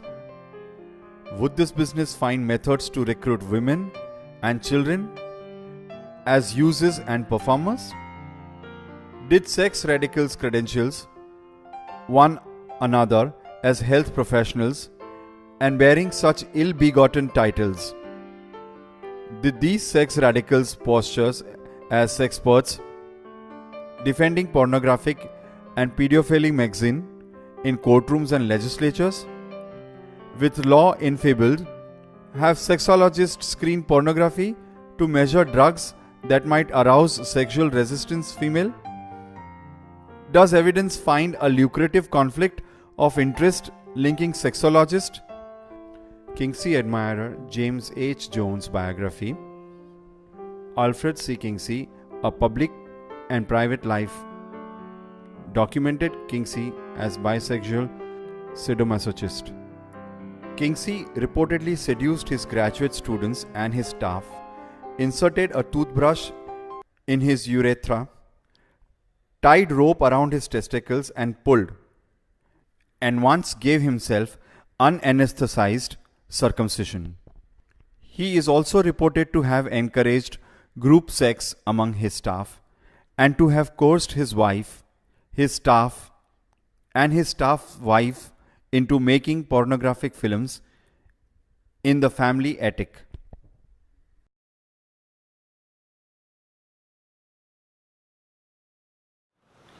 Now let us understand the sex industrial complex meaning. So there are many industries which they use sex as their earning. That means they promote sex by advertisement or manufacturing the sexual toys or manufacturing the drugs which will increase the sex arousal, example Viagra, and they use sexual content for their advertisement, which will lead to the increase in celebration of Valentine's Day. Indirectly, they might involve in this advertisement and sexual content. So there are indirect sources by which we can see. So there is increased incidence of teenage population participating in Valentine's Day. By example, if you take, they will arrange major events in bigger cities, and there will be a partner of this Valentine's Day parties. So all these will indulge teenage sexuality and leads to increased sexually transmitted disease, increased teenage pregnancy, increased suicidal attempts, depression, all these problems they may get in future. They are not thinking of the better nation. The financial power of the sex industrial complex, posted on November 27, 2011 by John L. Harmer, that he is a chairman, which says, every day on American television there are programs whose only purpose is to promote the acceptance of shameless immorality. These messages first appear on network programs as quite subtle, but they soon evolve into open advocacy of lustful, unrestrained carnality. You could also take the time to inform these advertisers that their support of sexualization of America costs them your support of their products. They include Allstate, Kodak, Kellogg's, Pfizer, Verizon, Target, GM, HBO, Disney, McDonald's, Dow, Pella and Philosophy. What is the ultimate destiny of a nation that has become dominated by sex industrial complex? It will join the other mighty powers of past on ash heap of history because they forgot and abandoned the principles that created their greatness. Also says the battle against the pornography industry is not just battle of right versus wrong, of virtue versus vice and good versus evil. It is a battle for the political survival of our republic. Pornographers and sexologists, two powerful fringe groups historically hostile to Judeo-Christian morals, values and laws, have joined forces with big pharma companies, a business that commands more lobbies and greater persuasion budget than any other. As 94% of NIH scientists were found in lucrative conflict of interest activities with top official recently netting over more than $2.5 million in fees and stock options from drug companies.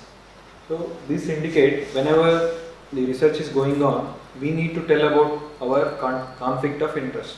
That means, suppose I am inventing a new drug, so I should tell how much money I have took from that company to take trials in patients or animals or any other means. But here 94% of NIH scientists were found lucrative conflict of interest. They are not sure how much they have money taken, or they are not revealing how much money they took for this sexual industrial complex.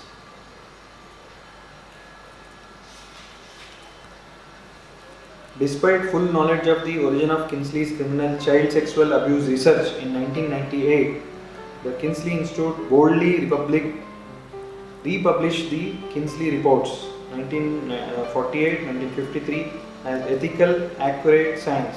In 2003, the Kinsley Institute published Sexual Development in Childhood using a score of tainted sexperts who either edit, support or cite for authority to pornographic and even pedophile manuals.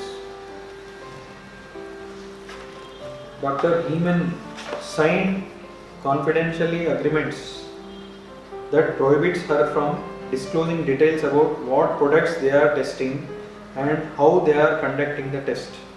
The studies use a photoplethysmograph, a blood flow device shaped like tampon, wired to internally measure the woman's degree of pornography arousal. Gorney reports that female researchers picked the pornography for Heman test subjects. They don't know is that good thing or not. Considering the exposure of vulnerable subjects to pornography, it is telling that Dr. Heman's professional researchers found viewing the stacks of explicit videos was traumatic. The worst 2 weeks of my life, said by one of the participants. If viewing these films traumatized the professional aides, how do the subjects felt after leaving the laboratory? You sell things of insecurity, and I think women are so subjected to this, said Dr. Heman who continues to do so. Miss Gorney writes, in the presence of these products, if some of them work the way they have supposed to, what will normal be? Who will define it? How hard might it become for women to distinguish among what they want, what the men with them want, and what glossy product marketing seems to be suggesting they should want?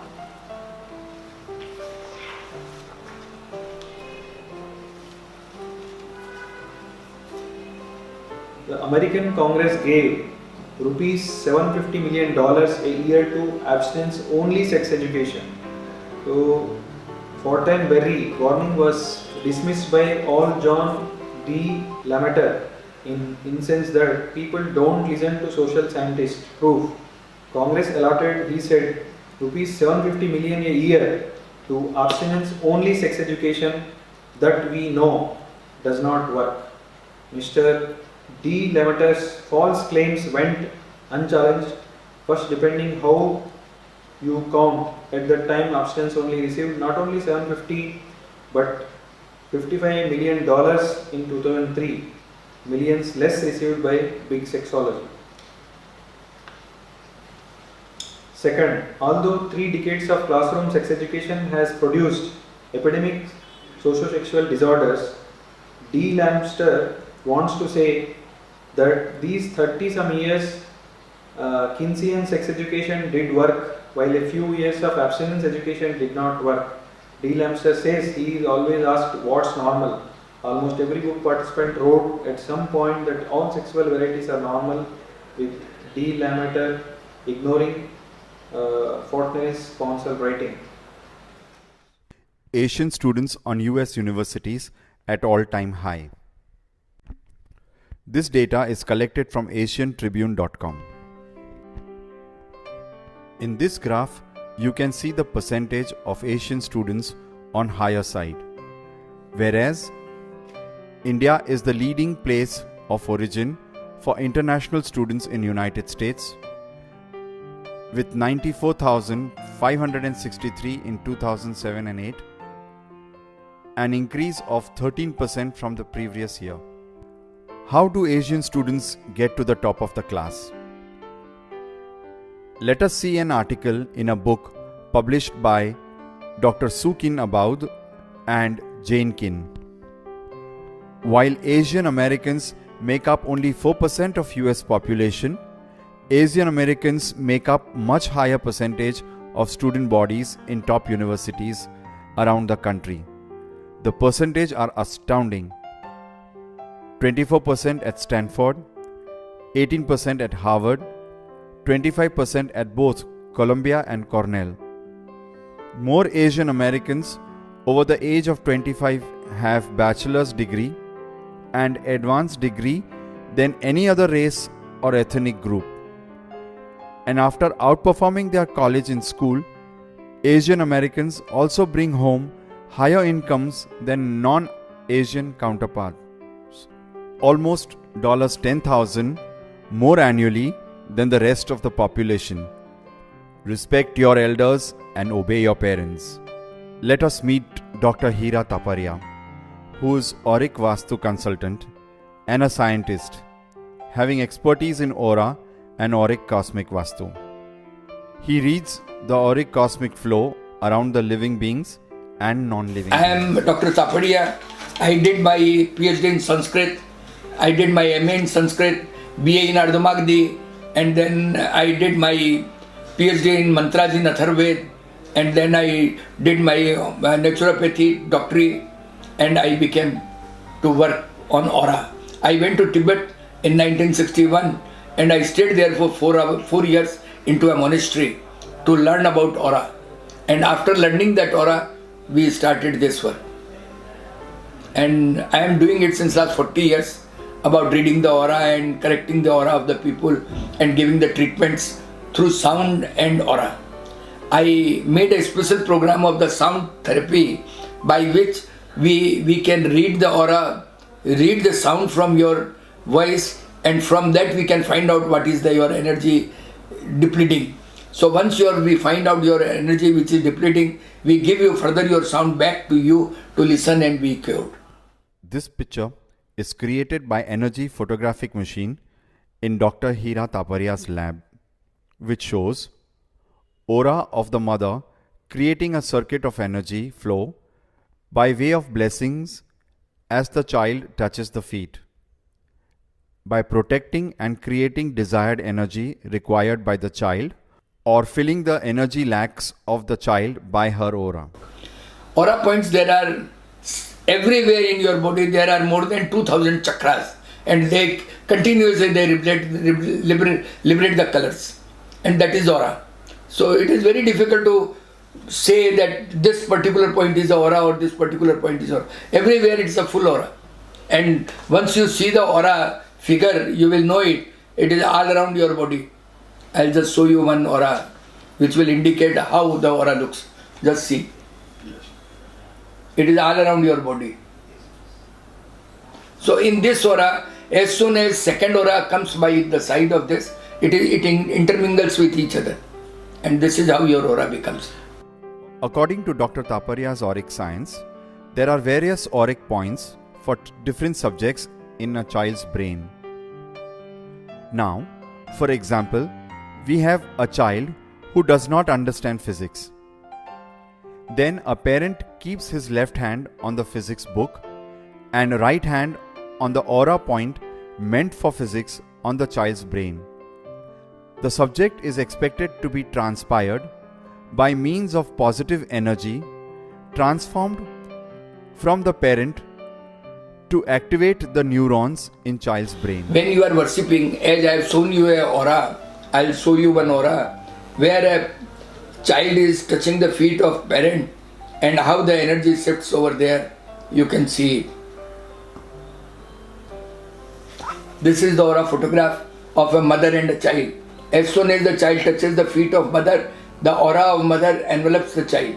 So any problem, if any problem is there with the child, that goes out, because that powerful aura comes over there and cures it.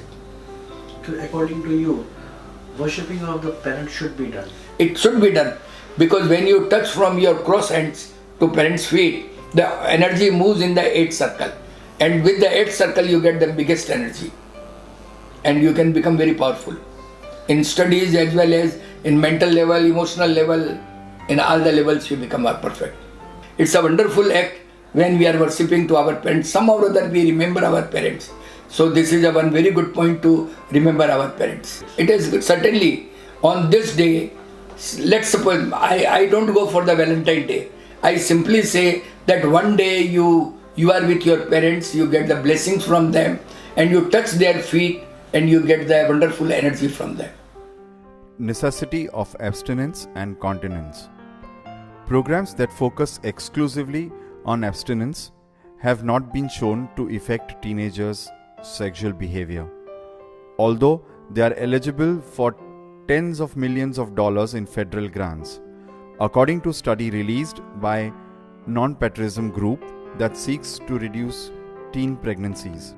The study found that while abstinence only efforts appear to have little positive impact, more comprehensive sex education programs were having positive outcomes, including teenagers delaying in the initiation of sex, reducing the frequency of sex, reducing the number of sexual partners, and increasing condom and contraceptive use. 2/3 of 48 comprehensive programs that supported both abstinence and use of condoms and contraceptives for sexually active teen had positive behavior effect, said the report. A spending bill before Congress for the Department of Health and Human Services would provide $141 million in assistance for community-based, abstinence-only sex education programs, $4 million more than what President Bush had requested. The study conducted by Douglas Kirby, a senior research scientist at ETR Associates, also sought to debunk what the report called myth propagated by abstinence only advocates, including that comprehensive sex education promotes promiscuity, hastens the initiative of sex, or increases its frequency and sends a confusing message to adolescents. None of these was found to be accurate, Kirby wrote. Instead, he wrote, such programs improved teens' knowledge about risks and consequences of pregnancy and sexually transmitted diseases, and gave them greater confidence in their ability to say no to unwanted sex.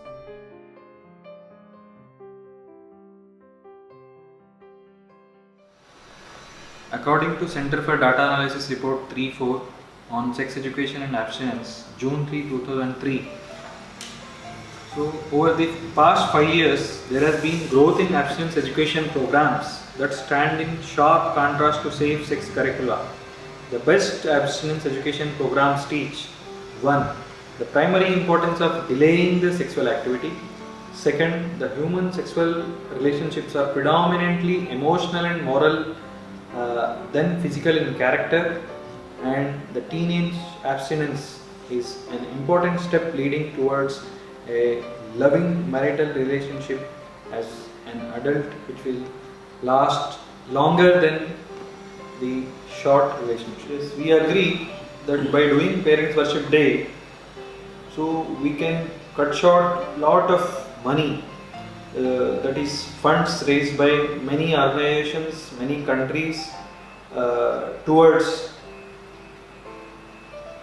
controlling the sexually transmitted disease or teenage pregnancies, or for the depression, suicide attempts. All these can be controlled by just doing a single program, that is nothing but Parents Worship Day, which involves the expression of love towards parents and maintaining the sexual conduct code, that is delaying the sexual activity and understanding the family values, spiritual values, and also social values. So it avoids lot of contraception, pills, and also we can avoid all this pornography and sexual industrial complex can be overcome by doing Parent Worship Day, which is a very spiritual program. So mother and father regarded as gods, that we call as Matrudevo Bhava, Pitrudevo Bhava, and also Guru, Acharya Devo Bhava. So it brings divinity, it brings sanctity to the society, by which our country, nation, society becomes spiritual and more stronger than previous generation. Continence by Dr. Raymond W. Bernard. Modern opinion of continence. An opinion has gained ground in modern times, not only among the general public, but also among physicians, that the belief in the psychological value of continence belonged to the dark ages of religious superstition and scientific ignorance, and is incompatible with physiological knowledge. Certain pseudo-sexologists have exploited this idea to their commercial advantage and have created in the public mind a phobia in regards to continence, which is regarded as a cause of nervous and mental diseases and a positive health danger.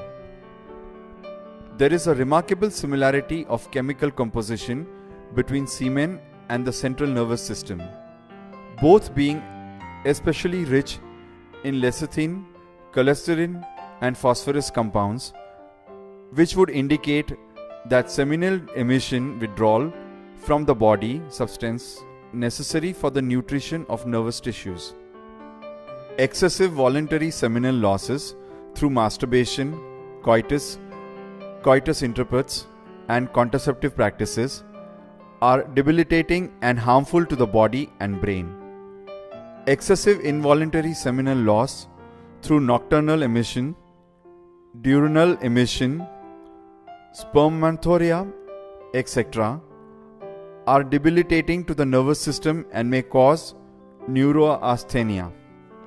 Observations of immediate effects of sexual orgasm indicate that it temporarily exhausts the nervous system and, when repeated too frequently, leads to chronic nerve weakness. Continence is beneficial to the brain, for conserved lecithin from retained semen is a true brain food. Hence, some of the greatest intellectual geniuses in ancient and modern times led continent lives.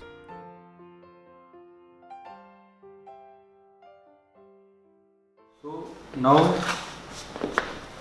based on the continence report by Dr. R.W. Bernard, he is MA PhD. The semen is a viscid albuminous fluid alkaline reaction which is very rich in calcium, phosphorus, also in lecithin, cholesterol, albumin, nucleoproteins, iron, vitamin E, etc. These are rich in phosphorized fat, that is lecithin, cholesterol, the parent source of sex hormones, nucleoproteins and iron. And 1 ounce of semen is considered to equal in value to 60 ounces of blood, of which it constitutes an extract of some of its most valuable constituents. As far as its vitalizing power is concerned, Dr. Frederick McCann remarks on his point, from what has been stated, it must be admitted that the spermatic fluid does possess potentialities justifying the belief of ancient writers concerning its vital properties.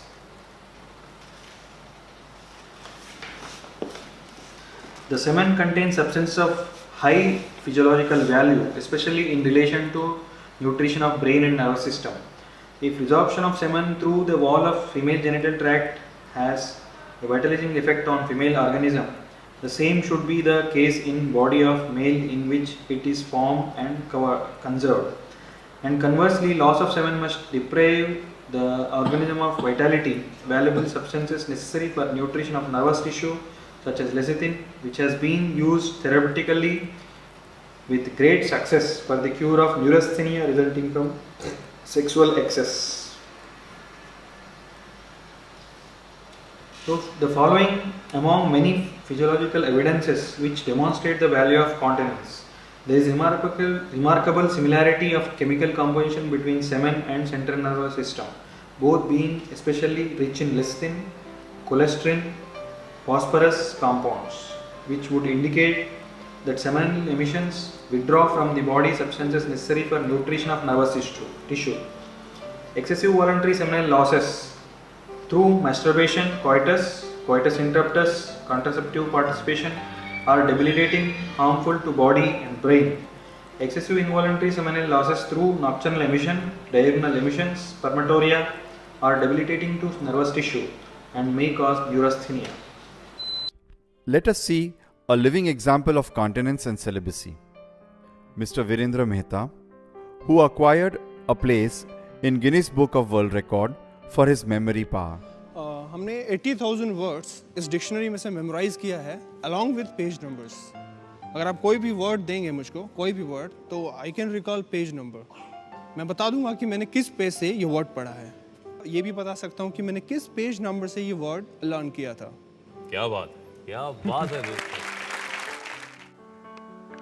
The boy which I am talking about, which I am narrating, the biodata of a boy. The boy right now is at front of you on your screen, right? So I want to tell you that there is something, which is behind this boy, and the thing is called brahmacharya, celibacy.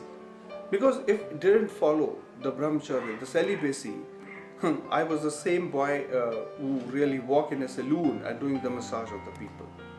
But due to the brahmacharya, I am here today as a world record holder for memorizing Oxford Dictionary with page numbers. So my role model is Swami Vivekananda, and I always follow his teaching in my life. And now I would like to share with you the importance of celibacy in my life. Right. As you know, a tree draws the essence or rasa from the earth. This essence is circulated throughout the tree, its twigs, branches, leaves, flowers, and fruits. The shining colors and life in the leaves, flowers, and fruits are due to this rasa. Similarly, the virya that is manufactured by the cells of the testes out of the blood gives color and vitality to the human body and its different organs. Semen is the quintessence of the food and blood. One drop of semen is manufactured out of the 40 drops of blood according to the modern medical sciences. And according to the Ayurveda, it is elaborated out of the 80 drops of blood.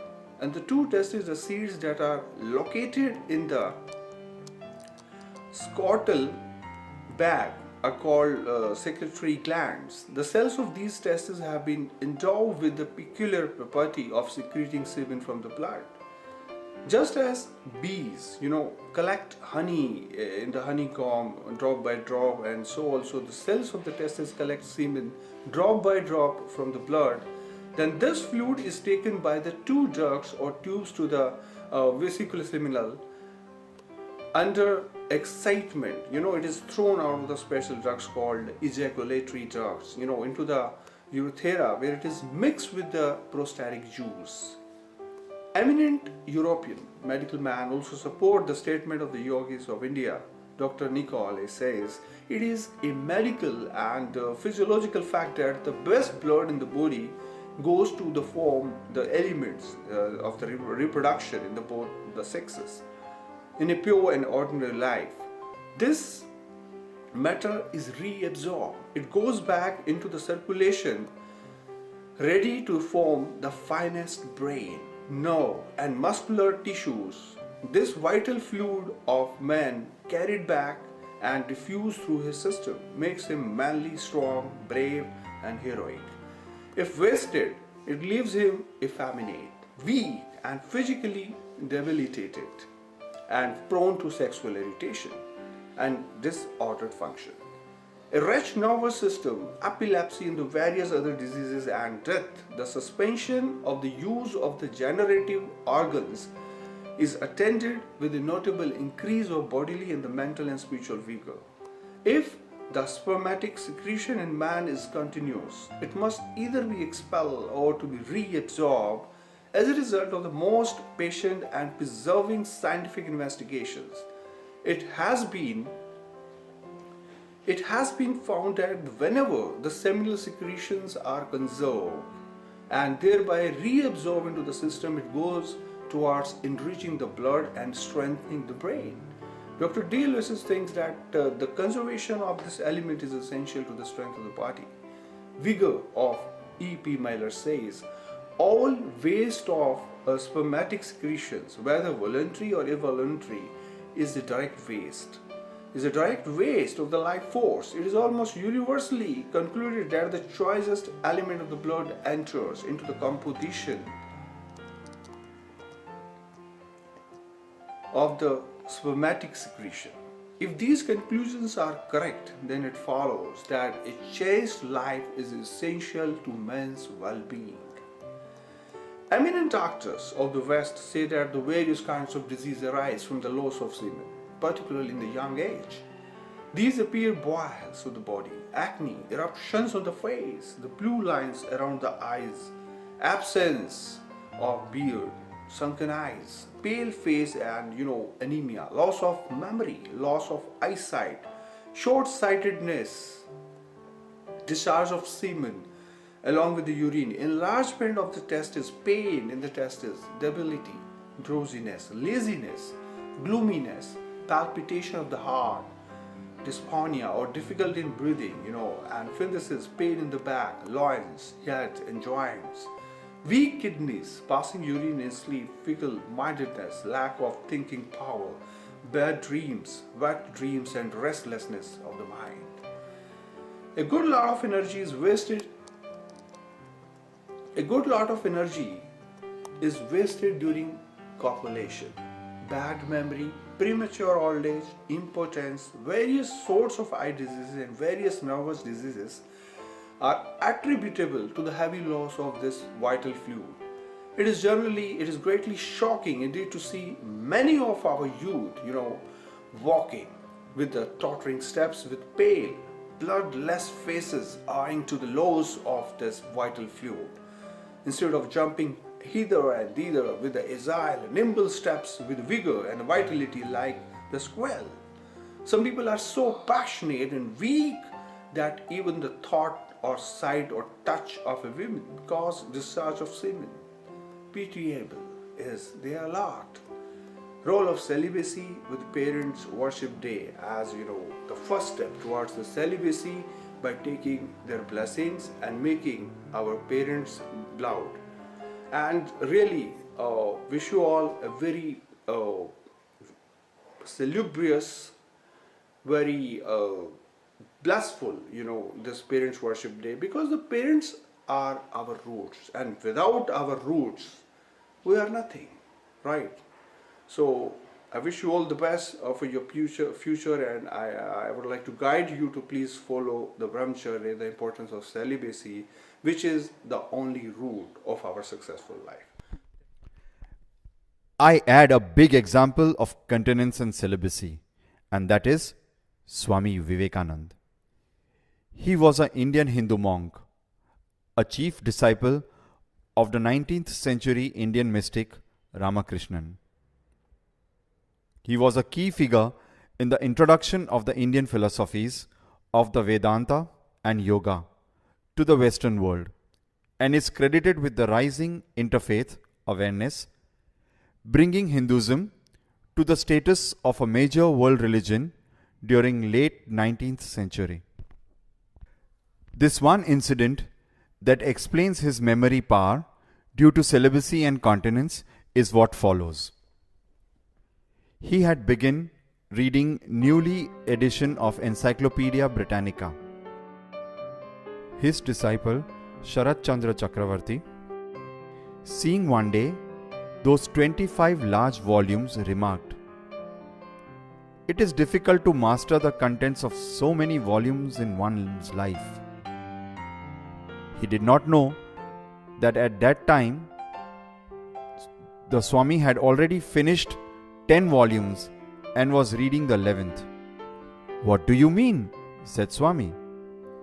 "Ask me whatever you like from these 10 volumes and I can tell you all about it."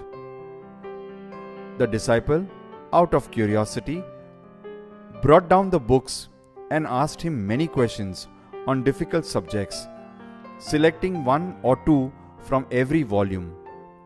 Not only did Swami answer the questions, displaying a vast amount of even technical knowledge, but in many instances he quoted the very language of the book.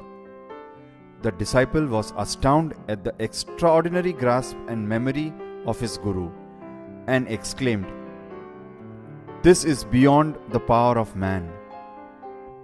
The Swami then told him that there was nothing miraculous about it, that if one observed strictest brahmacharya, one could retain and reproduce exactly what one has heard or read but once, even if years ago. For lack of this brahmacharya, he added, we as a nation are becoming poorer and poorer in strength and intellect, and are losing our manhood. After a while, Swami went on to explain to his disciple, most lucid and convincingly, the arguments advanced and conclusion arrived at by the different systems of Hindu philosophies.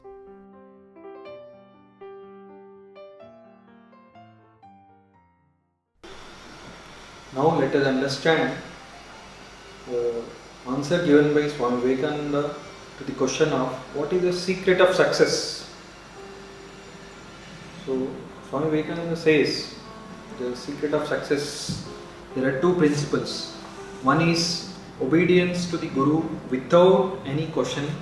Second is strict observance of brahmacharya.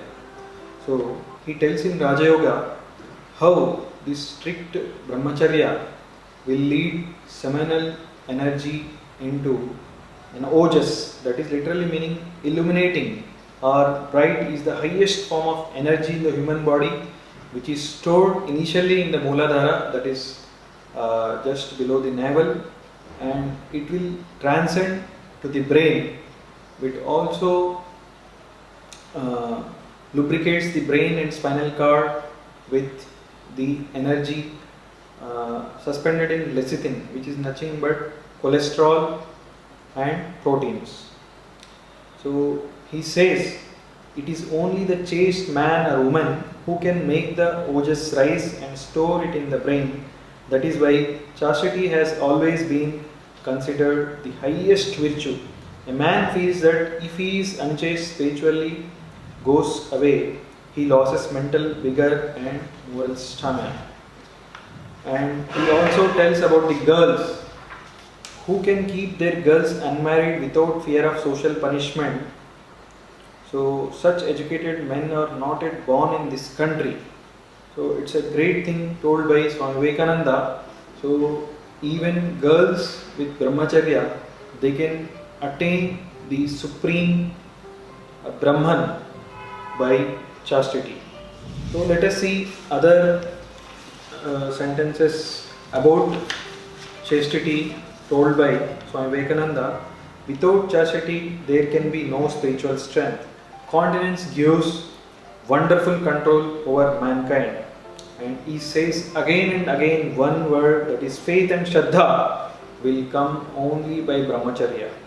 And his childhood friend, whatever you may say, I cannot bring myself to believe in these words. Who can come by the orational power of expounding philosophy which you have?